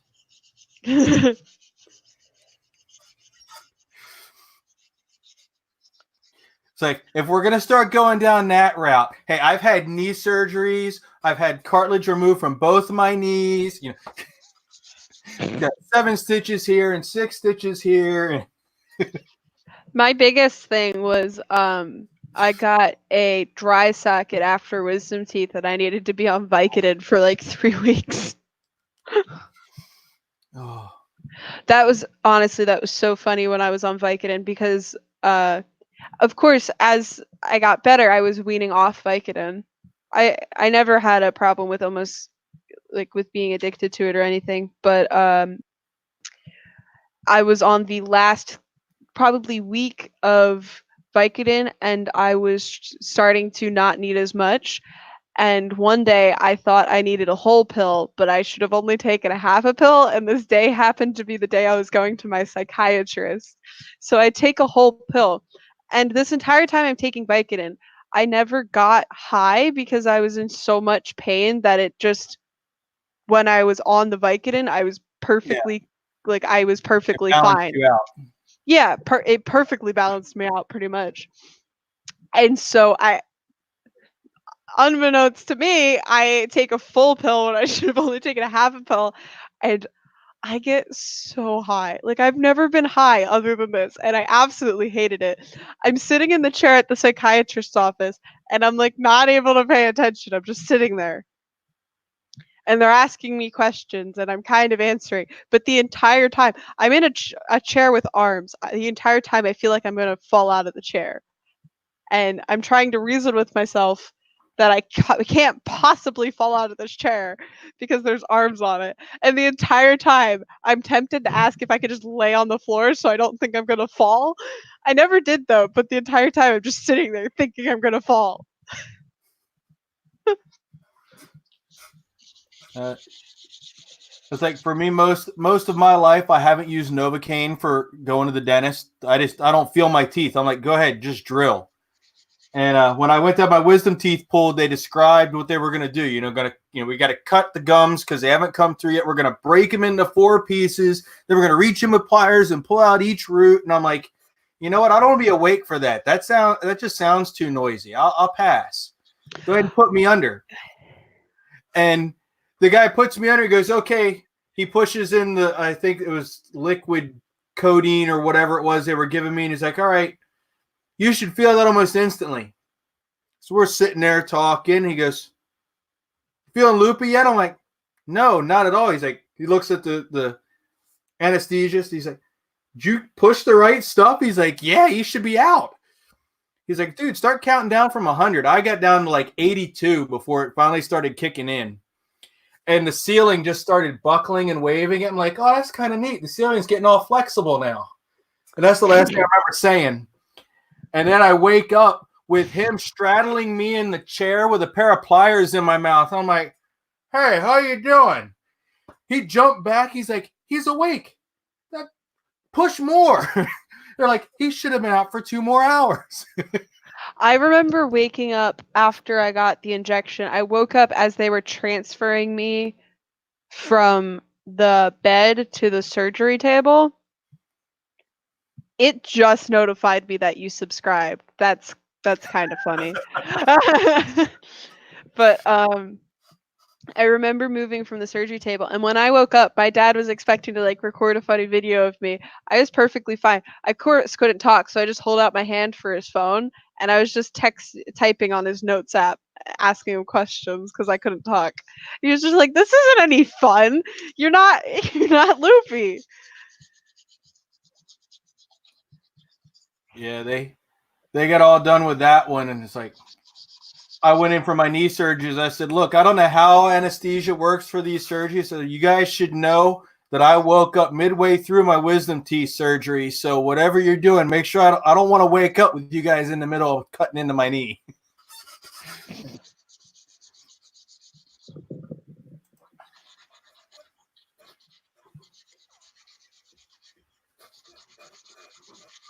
I mentioned earlier the stream, but I love sanding, but also I don't. I love sanding until I get bored of sanding. And I'm kind of hitting that point where I'm bored of sanding, but I want to finish this so I can paint it. So I am pushing forward.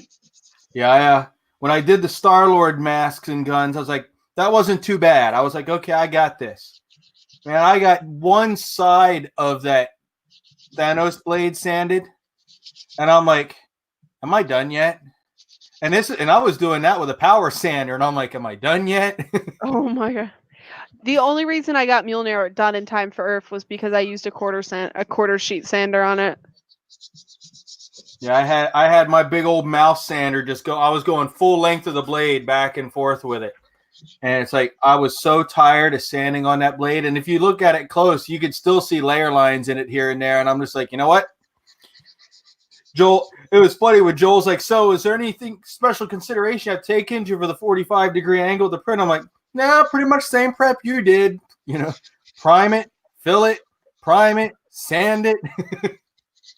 The only difference is when you do an 8-foot long sword, it's a whole lot more of all of that.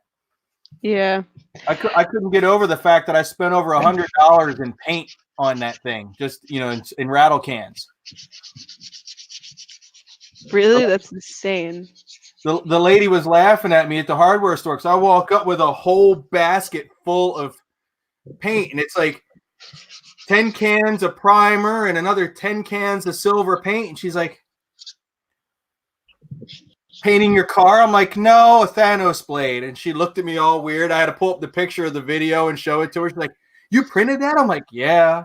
Went through the whole story with her. She goes, what about the silver and the other colors? I'm like, or the gold and the other colors. I got a couple cans of that at home. It shouldn't take much once everything else is done. But I think I put 3 coats of fillable primer on that thing, just trying to make it easier. That's why I'm so excited for Gloop's paint to come out, because it should fill layer lines super easy. But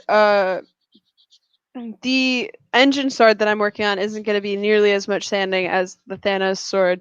But that's one of the reasons I took a 6-month hiatus from printing anything. I think it was actually a 9-month hiatus.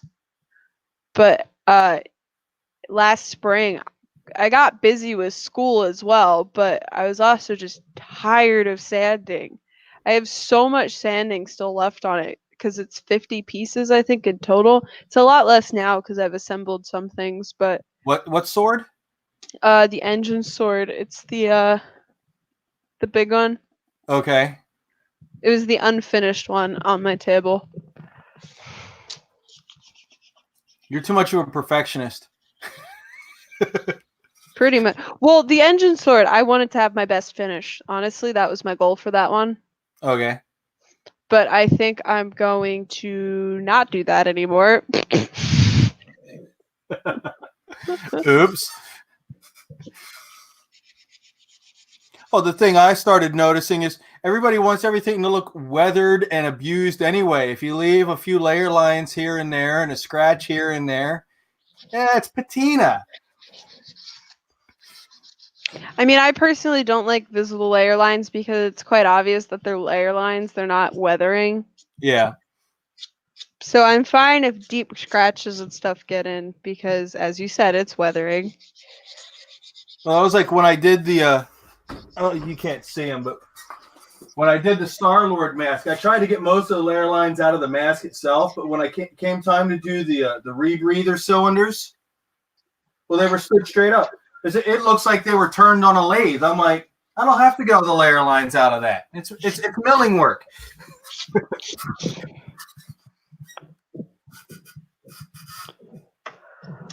Almost done. No, I think you missed the spot. I definitely did, but I don't really care. Do you actually try to get everything sanded out before you put filler on it? Yeah. Oh, gosh. No wonder you take forever. Well, I sand it to the best of my ability. Well, the other thing is I can't use filled primer right now. It's too cold. You don't have a garage? I mean, we have a garage, but it's filled with stuff. So. Is it you bundle up, you go out there, you put spot putty on it, and.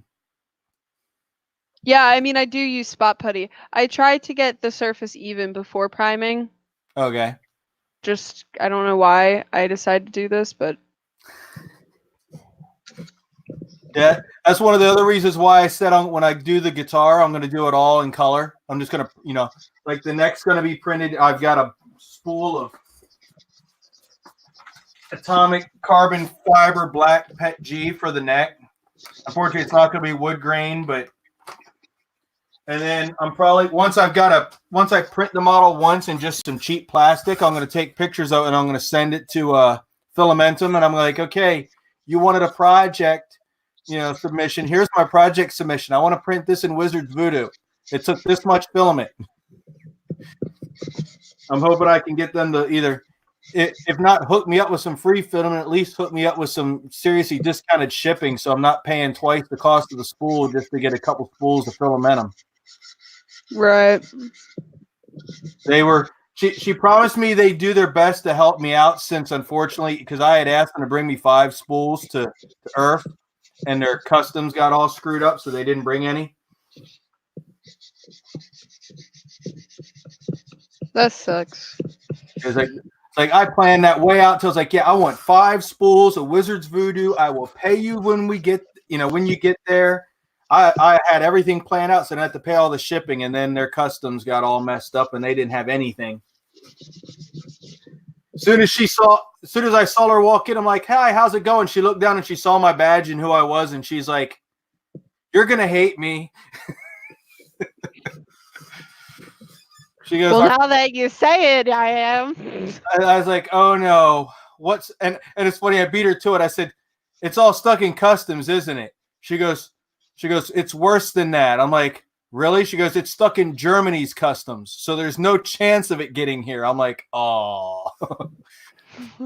She's like, "It's not like," she goes, "It's not like it's here in the States waiting to clear customs and we can have Printed Solid pick it up and ship it to people. No, it's still in Europe." It's like, oh, wonderful.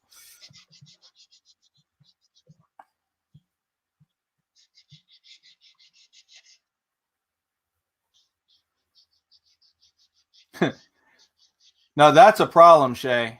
Yeah, I have that problem too. But I just cleared off the surface and it's not even clear. It's actually quite messy. But I cleaned up a little bit so I actually had some space to work today for this stream. That's why I like the shipping case for the White Knight. If I get granted, let's see. I'll show you how bad it is in here. Okay, so there's all my printers. Come across. And then all that's full. And there's the Da Vinci I started working on before I did the White Knight that I still have to finish. It's still sitting on the rotisserie. It's like, yeah, I'm out of space. If it's my backup emergency space, if I get to where I just really need a big space to work, I plug the box back in and I drop the White Knight back down in the case and put the lid back on it. And I've got a 2 foot by 4 foot work counter again for however long I need it. The only problem is I have to make sure it's a project I can clear off easily enough if I need to use the White Knight again. Yeah. Also, one of the reasons for this that I'm not using any primer is because I'm hand painting acrylic on it anyway. Mm-hmm. If I was using primer, I could still use primer, but since I'm not using primer, since it's a little too cold, I'm just trying to get the finish as good as possible for when I hand paint it. I mean, this part's going to be black anyway, so it's some layer lines aren't really going to be noticed. See, what you need, have you seen Mike's workshop in any of his pictures or Twitter feed? I've seen his downdraft table. Yeah, you definitely need that. Oh, yeah. I'm planning on building one right there. Okay. Yeah, I've got another black rolling cart that I picked up at a state auction house. I'm going to take the top and I'm going to lay a piece of pegboard on it. And I'm going to drill holes through the top of it, and I'm going to close in the sides. And I've got I got one of those fans that you use for blowing up like the bouncing castles and stuff. I'm going to mount it into it with a filter and then set myself up with just a dryer vent exhaust to hook to it so that I can turn it into a downdraft table. Nice.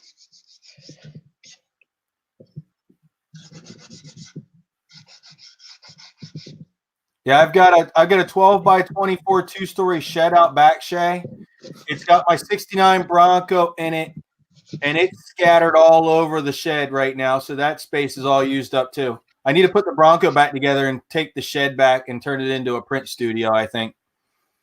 But that would mean stopping everything I'm doing in here 3D printing wise and focus strictly for about 6 months on fabricating and welding and everything else on my old 69 Bronco.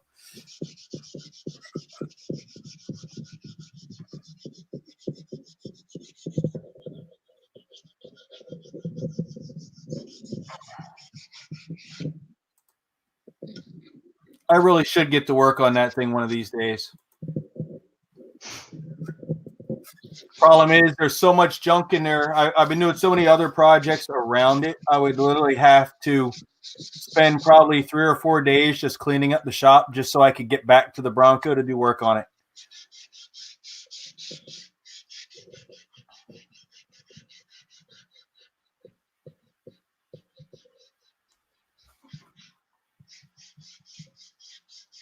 I really need a second webcam. That was a squirrel moment, but I really need a second webcam. But because I could just show the. I don't know if you could really see the little mount that's currently empty, but that's where my camera normally sits. Okay. And so since I have taken the camera off, I'm too scared to print. Let me fix this wire. You're sitting right by the printer and you're afraid to print? Well, I don't know. Well, if I wanted to plug the camera back in afterwards, like after the stream's over, I'd have to do it while the printer's moving. So, because it's attached to the x-axis, the mount. Yeah. That paranoid, huh? I like going. I print with it 24/7 when I am printing with it, so I don't mind having it always printing because it'll always text me. But I'm just so used to printing with the camera on it. Also, whenever I try to print without the camera, both Octoprint and Telegram gets very mad at me because they're just like, there's an error. You don't have a camera plugged in. Yeah, I hardly ever watch mine anymore. The only time, like I said, the only time I watch mine is when I'm doing the huge multi-day prints. I'll start something and I'll come down and I'll make sure it starts laying, and then I'll usually come back and check it in an hour. And then whenever I happen to come back down in the basement or it's been a few hours, I'll come check, and I'll check it before I go to sleep. I'll check it when I wake up in the morning before I go to work. And then I got the 8-hour stretch that I'm at work. It's on its own unless I set up the cameras to. Well, the thing with that is,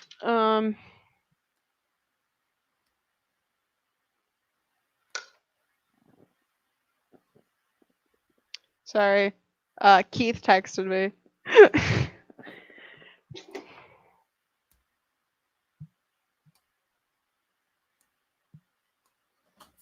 But it's not going to work obviously because my webcam's unplugged.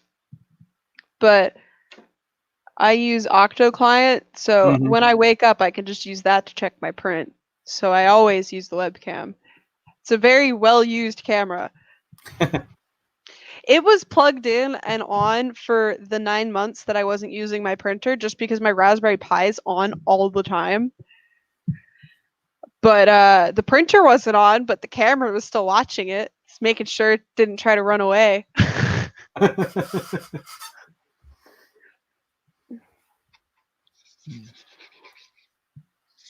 Oh, but yeah. Oh gosh, what's Josh up to now? Have they shaved yet? He shaved his. Looks like he only shaved it with clippers, but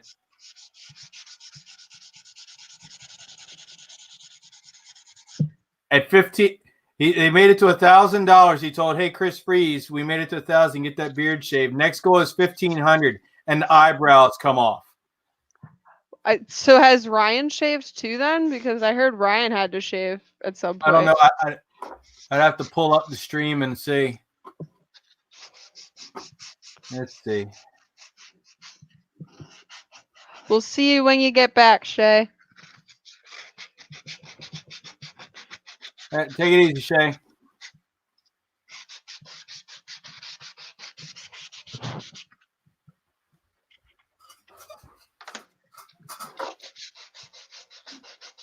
No wonder my computer's struggling so much. I forgot to pause the video on your YouTube.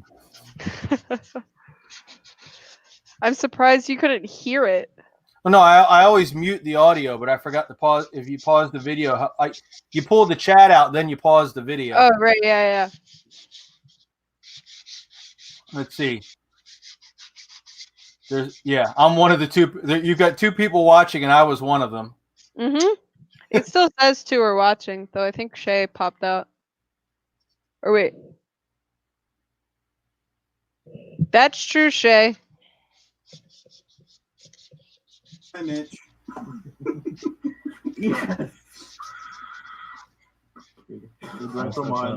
Let's see. They got Mitch in there. They got Ron from.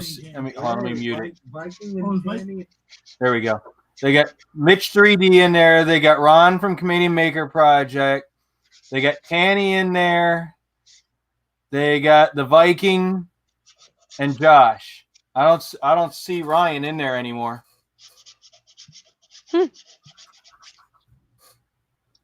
The Josh is all baby faced now. I once saw a meme online where it was like this really tough looking guy. And then he shaved his face and then he literally looked like a baby. And it was the funniest comic book strip I've ever seen drawn. Yeah, I'm not taking this off anytime soon. Like, I might shorten the beard up at some point, but I'm always going to keep hair, at least a goatee. I shaved it off once since I got out, and my daughter's like, don't ever do that again.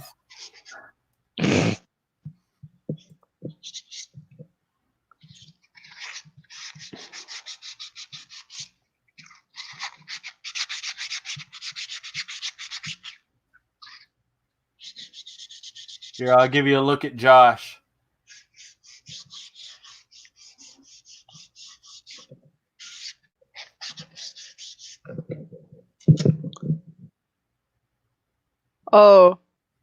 Oh, that's funny. Yeah, isn't he cute? I can't wait. I do hope he makes it to 1,500 because I can't wait to see him without the eyebrows. He almost ripped his eyebrows off on Halloween. I don't know if I want to know. He put latex on his face for his costume. He basically made it look like his skin was coming off and he was an alien underneath. Mm-hmm. But he put latex directly on his eyebrows without any sort of barrier in between it.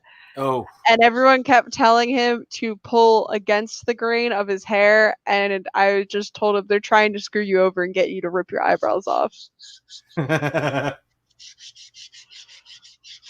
you supposed to like Vaseline them down first or something? Yeah.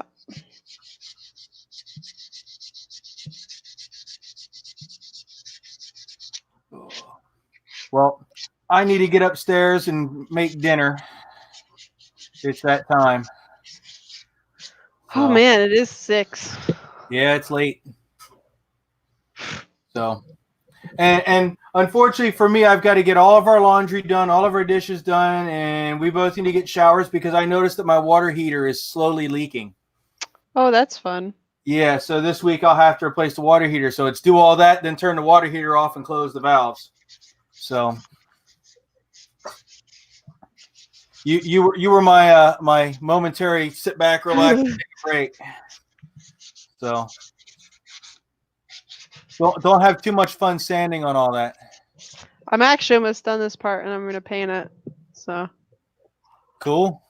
And then I get to assemble the bits and then leave it like that. And then I get to sand this. This is just. Yeah, I think you're gonna have to put some putty on that. Oh, I'm gonna use some baby powder and super glue because that's what I can use inside.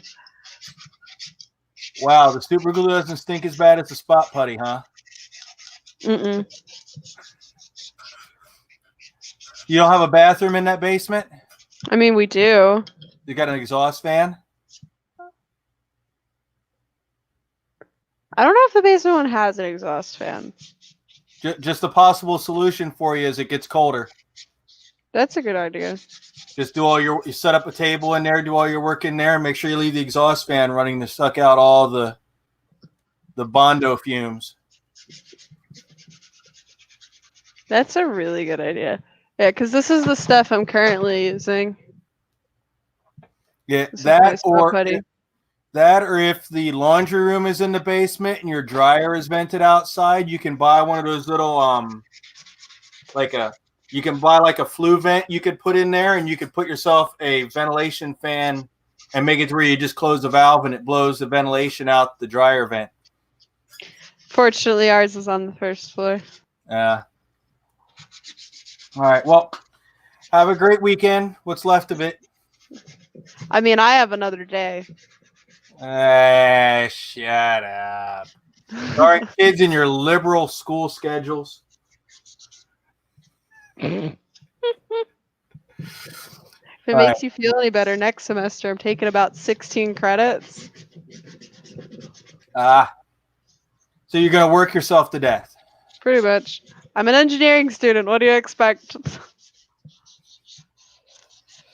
All right. Have a good night. Thanks. You too.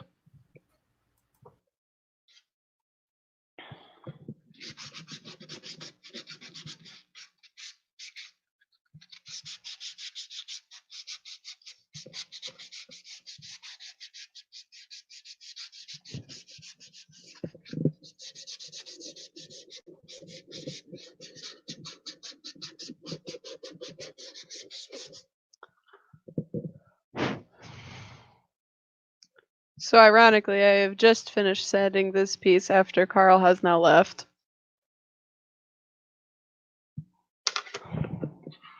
So now I'm gonna paint it.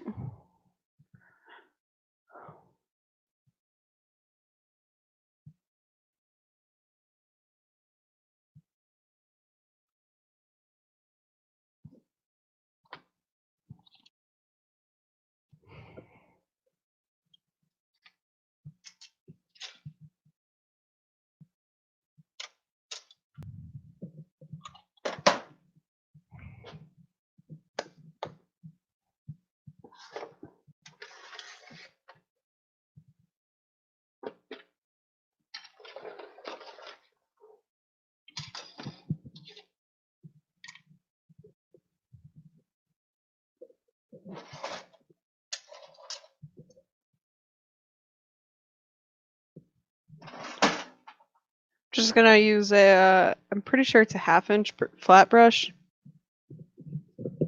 And just gonna take some black paint and do very light coats all over it. I'm probably gonna do 1 or 2 coats, depending.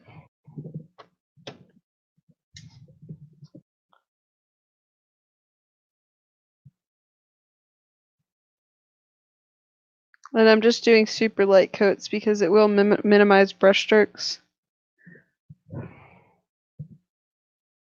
Earlier I mentioned that I think the brush strokes will add a really nice texture to it, considering that this is a Portal 2 project. But at the same time, I don't want too many brush strokes.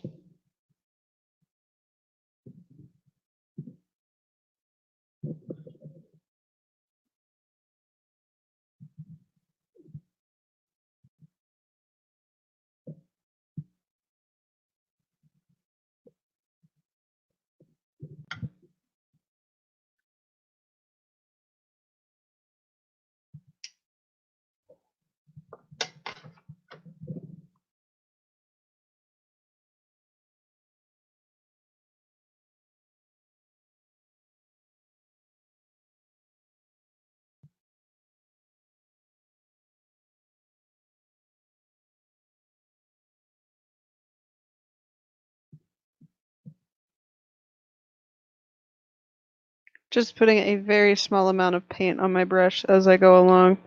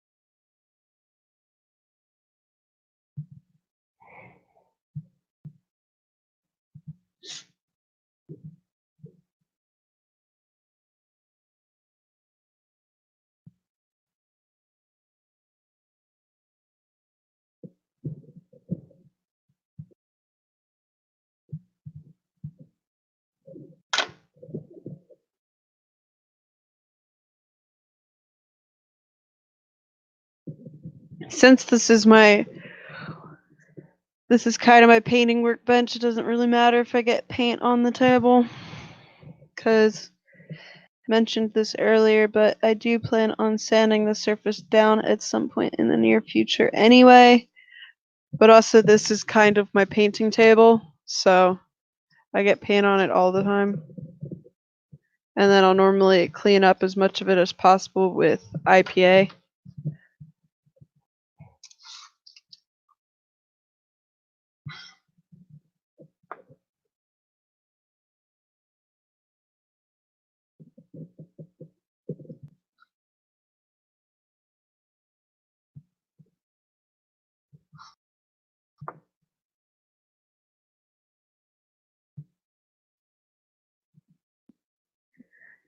Since I do print in black filament all the time, and this part is meant to be black, I could technically just polish it up so that the natural plastic would be the color.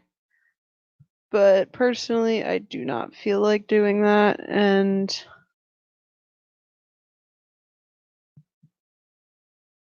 in my opinion, I'm pretty sure everything in Portal is painted, not polished.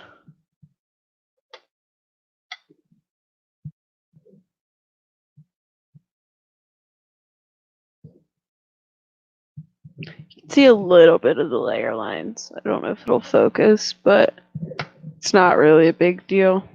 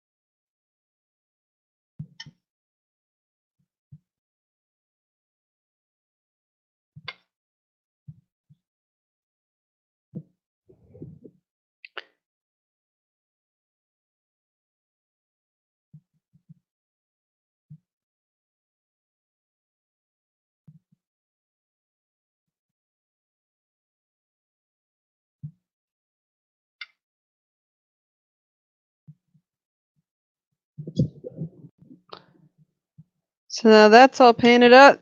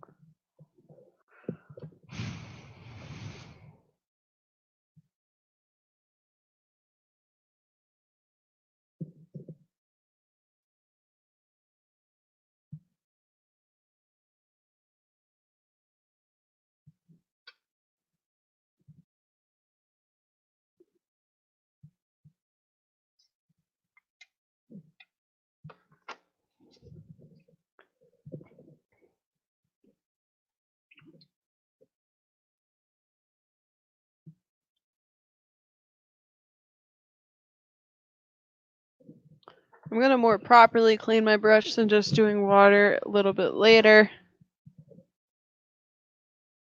Currently what I've been doing is doing just a rinse in water and then doing a more thorough rinse in isopropyl alcohol since it breaks down the, actually I might do that now, but it breaks down the paint a lot better. So I'll be right back and do that.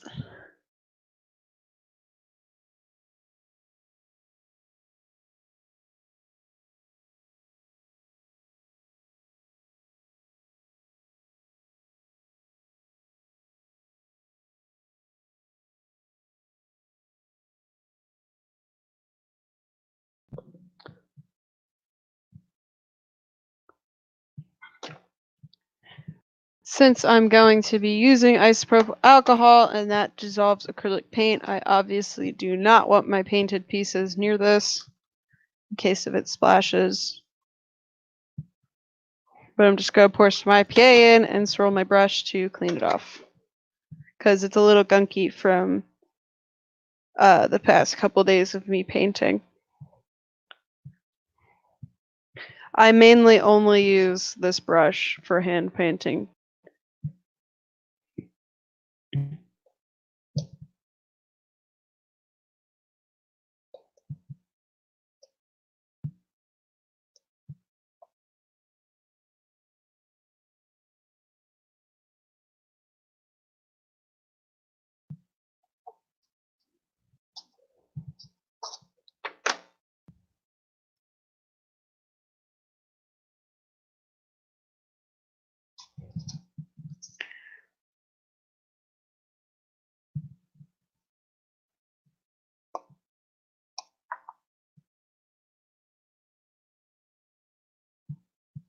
I've always found that the best way to clean your brushes, originally I thought it would be if you rinse it off in a sink, would get all the paint out. But I've actually found that that doesn't get all the paint out. It just kind of pushes the paint through the bristles. The best way I've found to get it out is to put like water or IPA in a cup. Even though that's what you kind of do to just rinse the paint out. But doing that and rubbing the brush along the bottom of the cup actually seems to get the cleanest results afterwards. And then, of course, your brush will dry faster if you clean it with IPA, because IPA evaporates much quicker than water. Now my brush is nice and clean. Well, it's still a little dirty, but it's as clean as I think it's gonna get.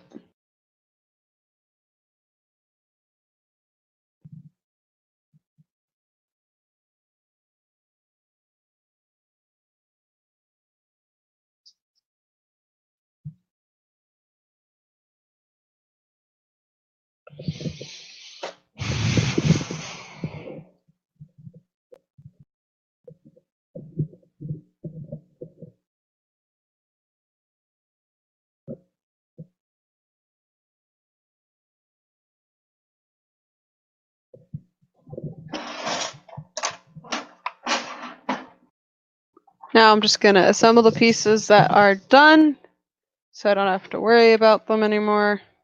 Ooh, there's still a little bit of IPA. I'll just be careful of the IPA.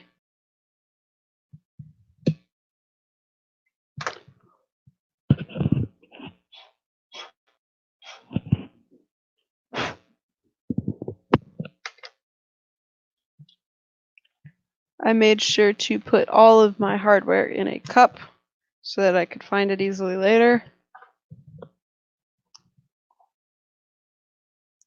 I used much longer screws than I needed to for this, mainly because, as I've mentioned a couple times, the hardware I used is from my old ANET A8. And I only had so much hardware from that, so kind of just using what I have.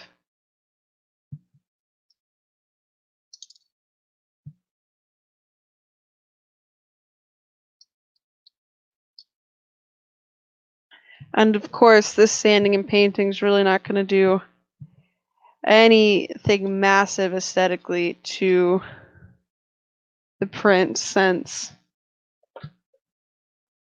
it started black in the first place, but it'll just increase the overall finish quality.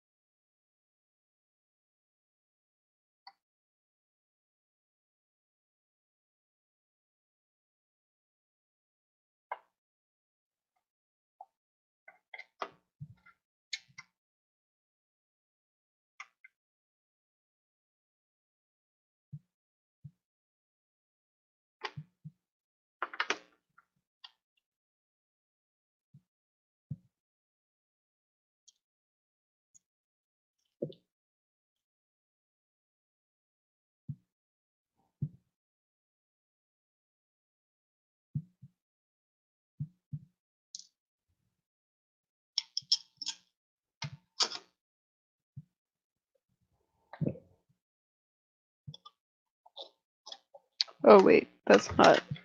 I need to put this piece in.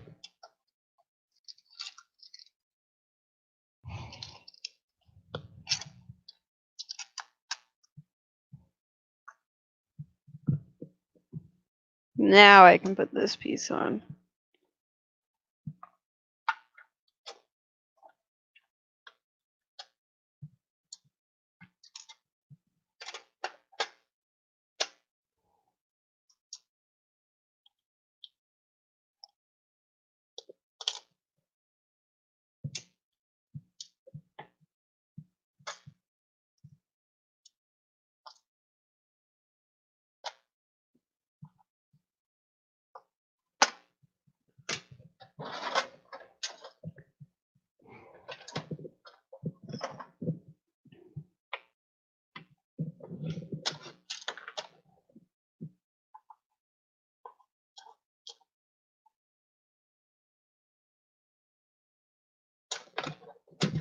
Now that's all ready to go.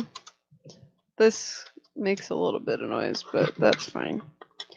I'm eventually going to glue that all together, but I'm going to do it after I get all the LEDs done.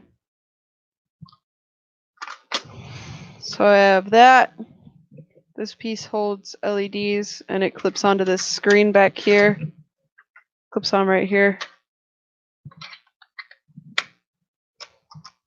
And the other two pieces are these guys, the antenna holder and the button.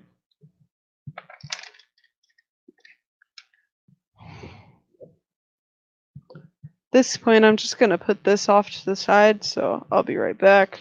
And then I will proceed with filling this shell, which has a lot of work. I have a lot of work ahead of me for this guy.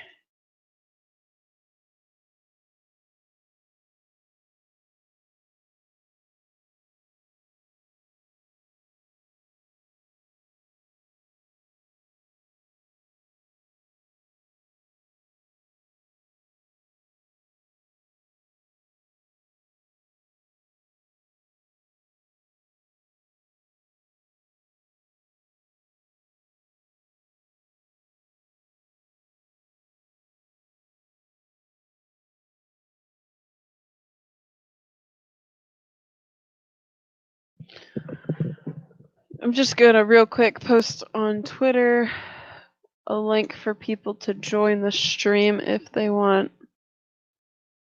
See if we can get some more guests.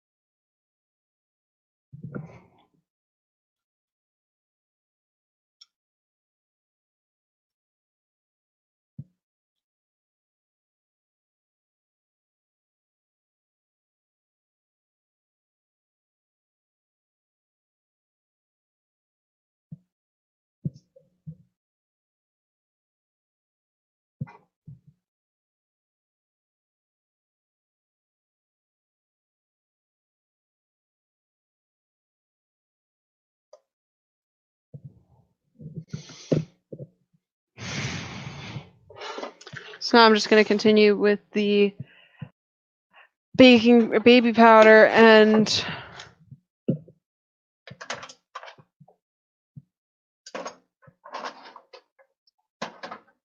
the super glue and baby powder method I was previously using, but I'm also just going to start putting stuff away that I don't need anymore. So I'm just going to go put these markers away real quick.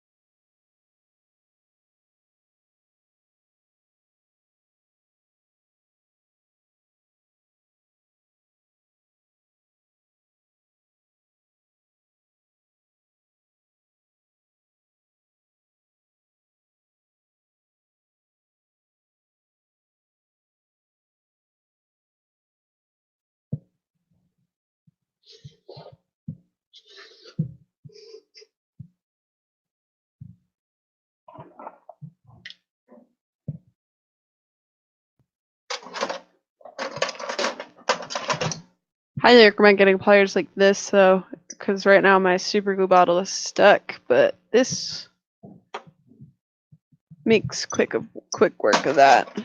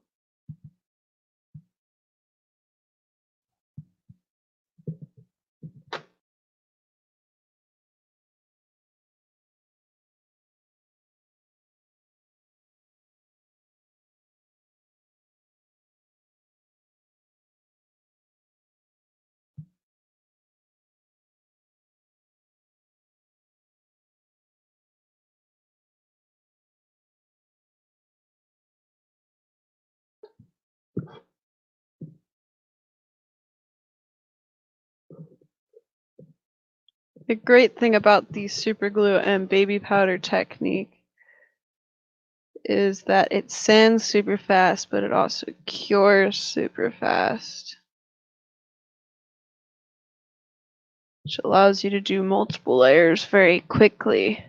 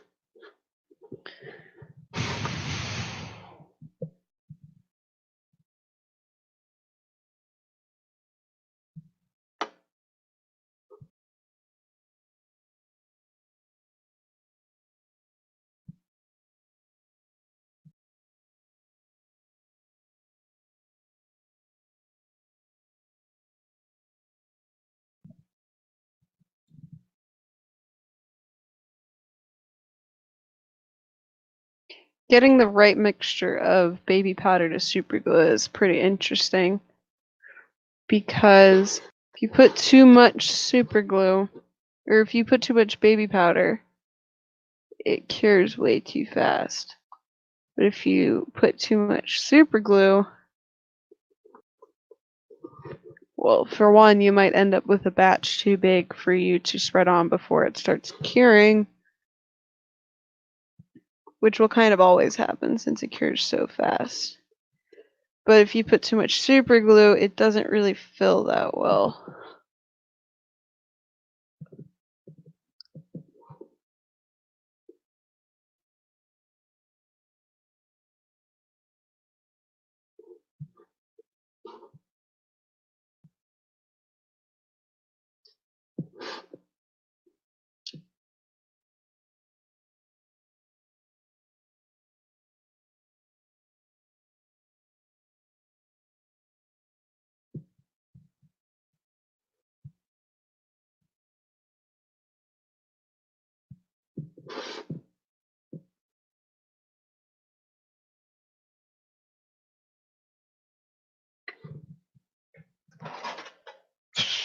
Where did I put my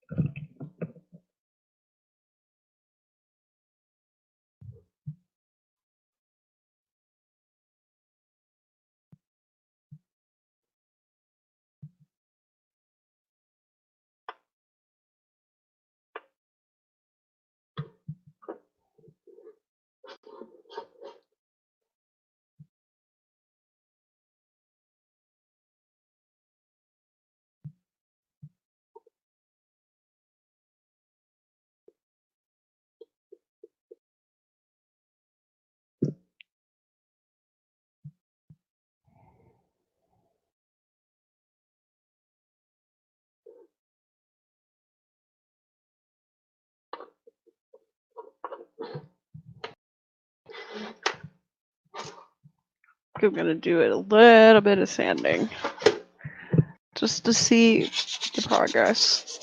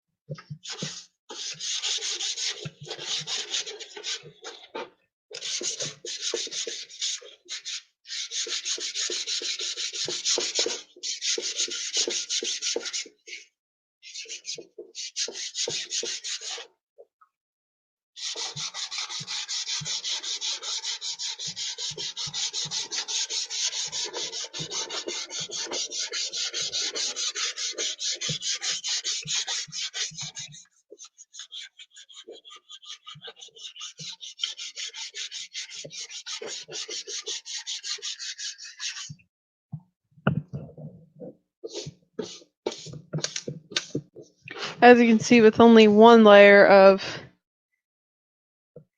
super gluing and baby powdering, this is already looking much better. The darker sections are still a little bit raised because that's where the super glue is, but I'm just gonna keep working at it. I am gonna buy a sanding sponge.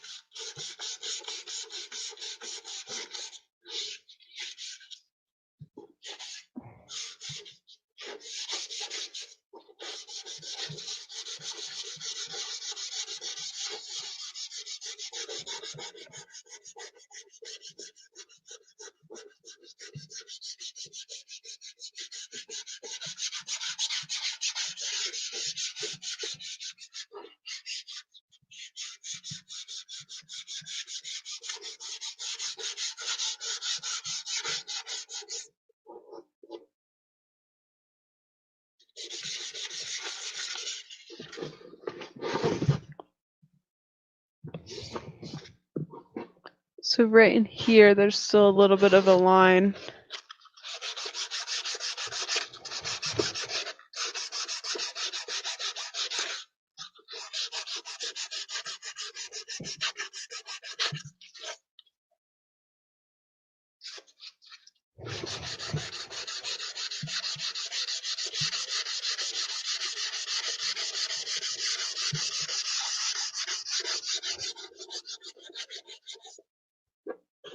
So now I'm gonna pull my brush back out and just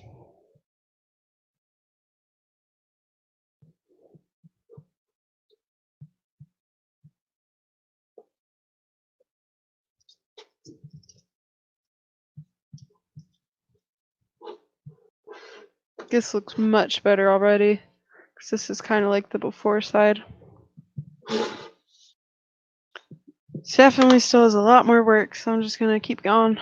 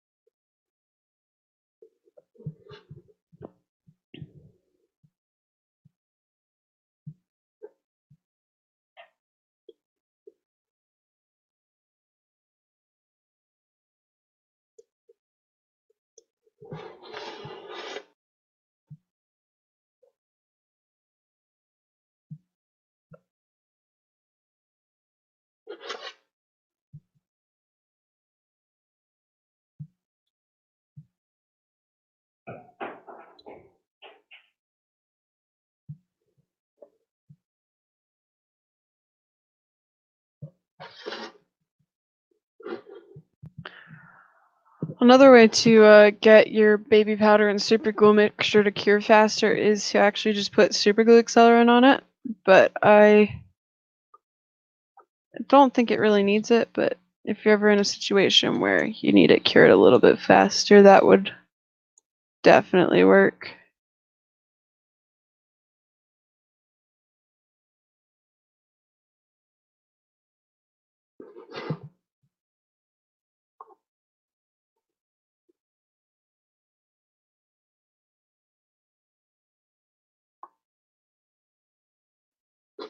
Also, when you make it super thick, when it cures and then it cures super fast, you can actually kind of sculpt with it, because I have sculpted with this stuff on multiple occasions now.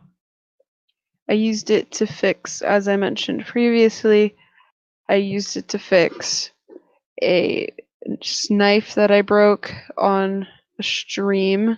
I sculpted that. And then for a D&D mini, I sculpted the crowbar, the tip of the crowbar, because I accidentally broke it off during support removal.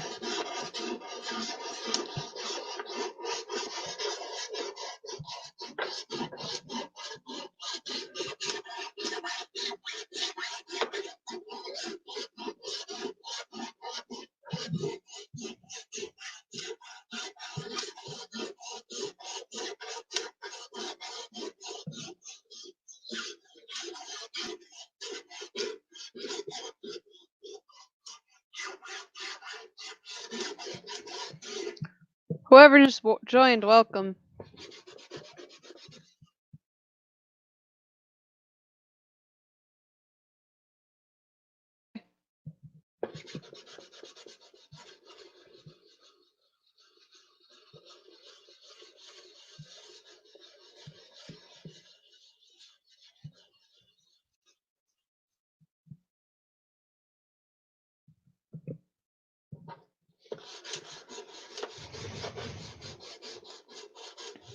Right now, well, as the title says, I'm working on my portal radio for the Cake is a Lie project.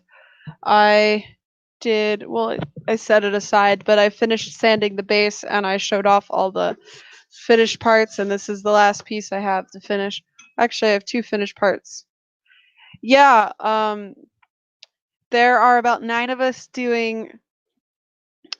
Well, we named the project is named the Cake is a Lie project, and there's 9 of us, and we're all printing uh various sized things from Portal. So one of the things I'm doing is a radio. I also have 2 other props that I'm going to be making for that are quite sizable in comparison to this.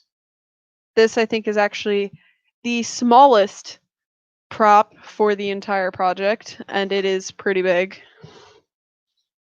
But I have everything else already sanded and painted on this, just doing the shell, and then I'm going to get LEDs for the electronics.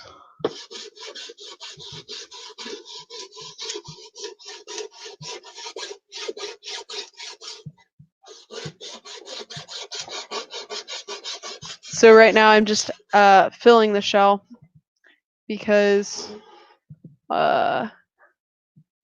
you can kind of see, because I've already filled in a lot of the main issue areas, but there's a lot of low spots. So I'm just filling those in.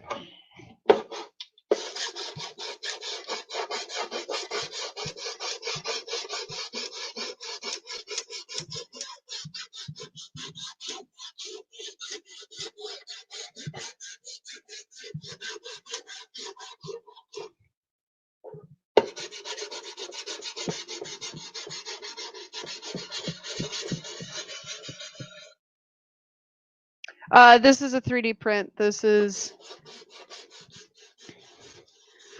there is baby powder and super glue. That's what this dark stuff is. But yeah, this is just 3D print. The whole thing is 3D printed. The entire project is actually going to be 3D printed.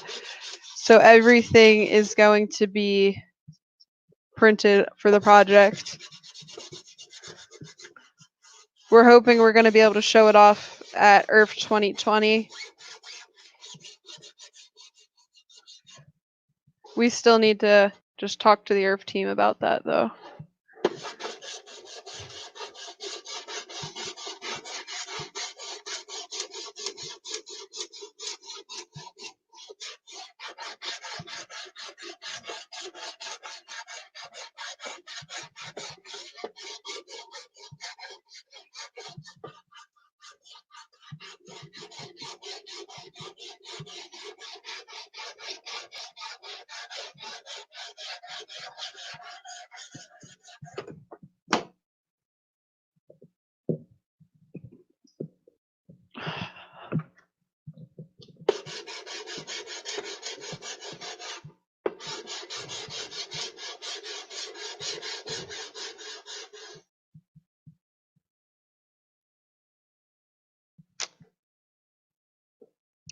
The portal, we are going to be printing portal guns for our project, but we're actually not using the My Mini Factory model.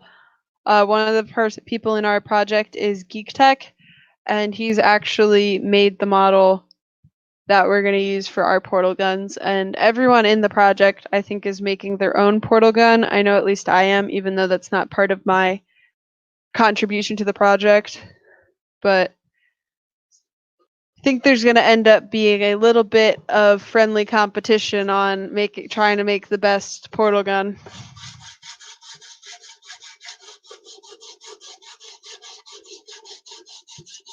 This radio, however, is from My Mini Factory.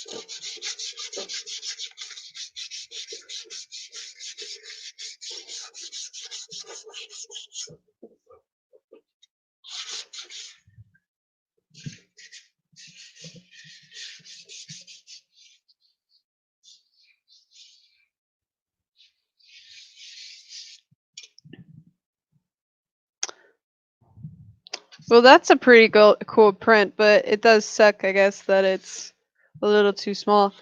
I actually have a print that I've done at full scale, and it's too small.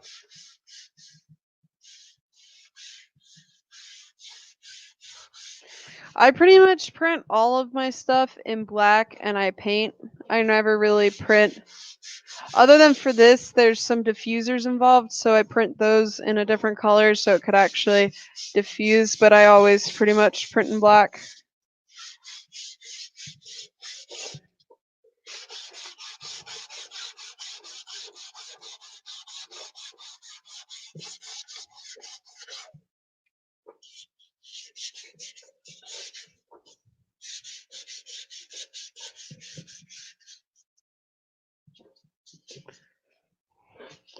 I know the Halo Needler, but I don't know the other prop you mentioned.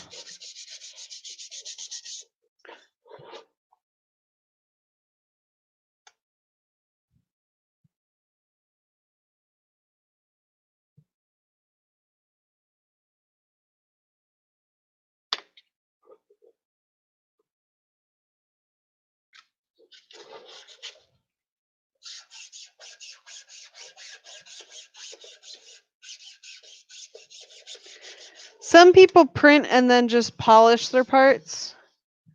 I could have done that for this one since it's only black and white, but personally, I like painting. Well, I at least like painting a lot more than I like sanding.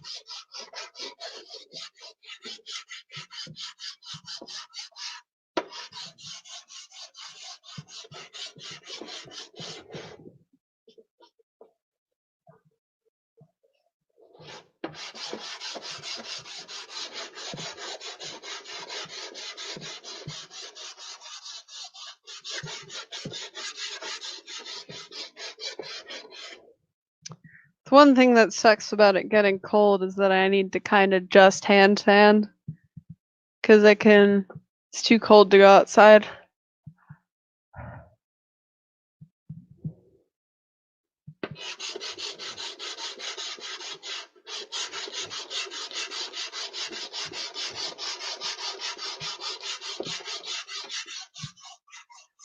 Granted, I don't think a power sander would really help on this shape since it's very curved.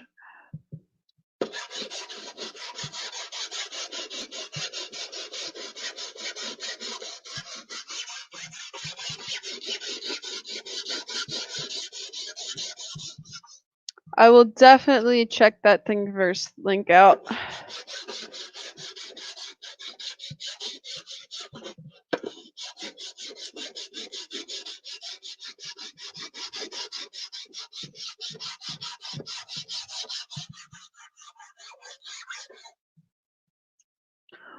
Well, I have used a power sander for prints before.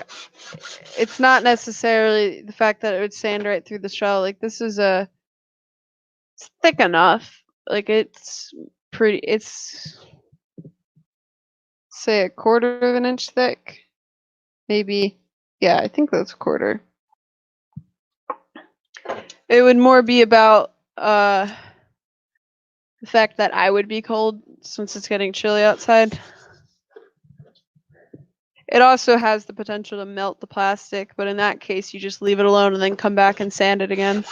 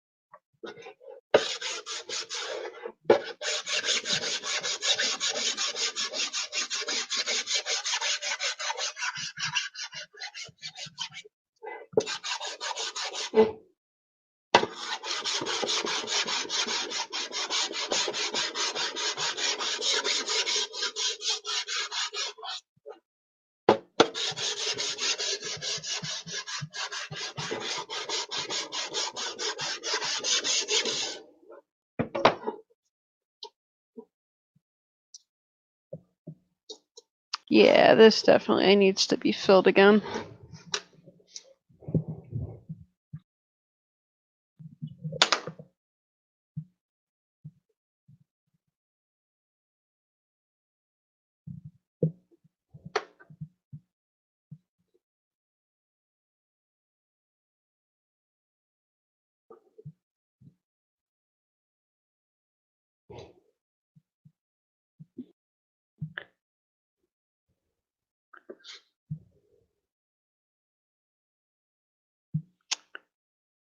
Oh, I see.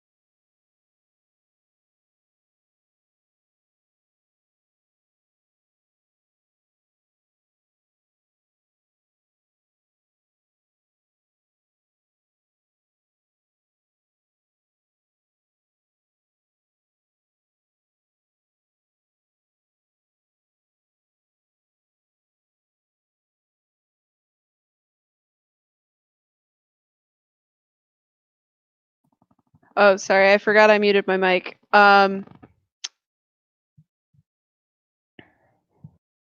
don't have a problem with prints running for multiple days at a time because that's how props work. Just in my experience, there's one prop that I currently have on my list that it's going to take 12 days straight of printing to get done and 4 kilograms of filament. But I gotta head out to eat. I think I got a lot of progress done today. I only have one piece left to sand. Might stream tomorrow.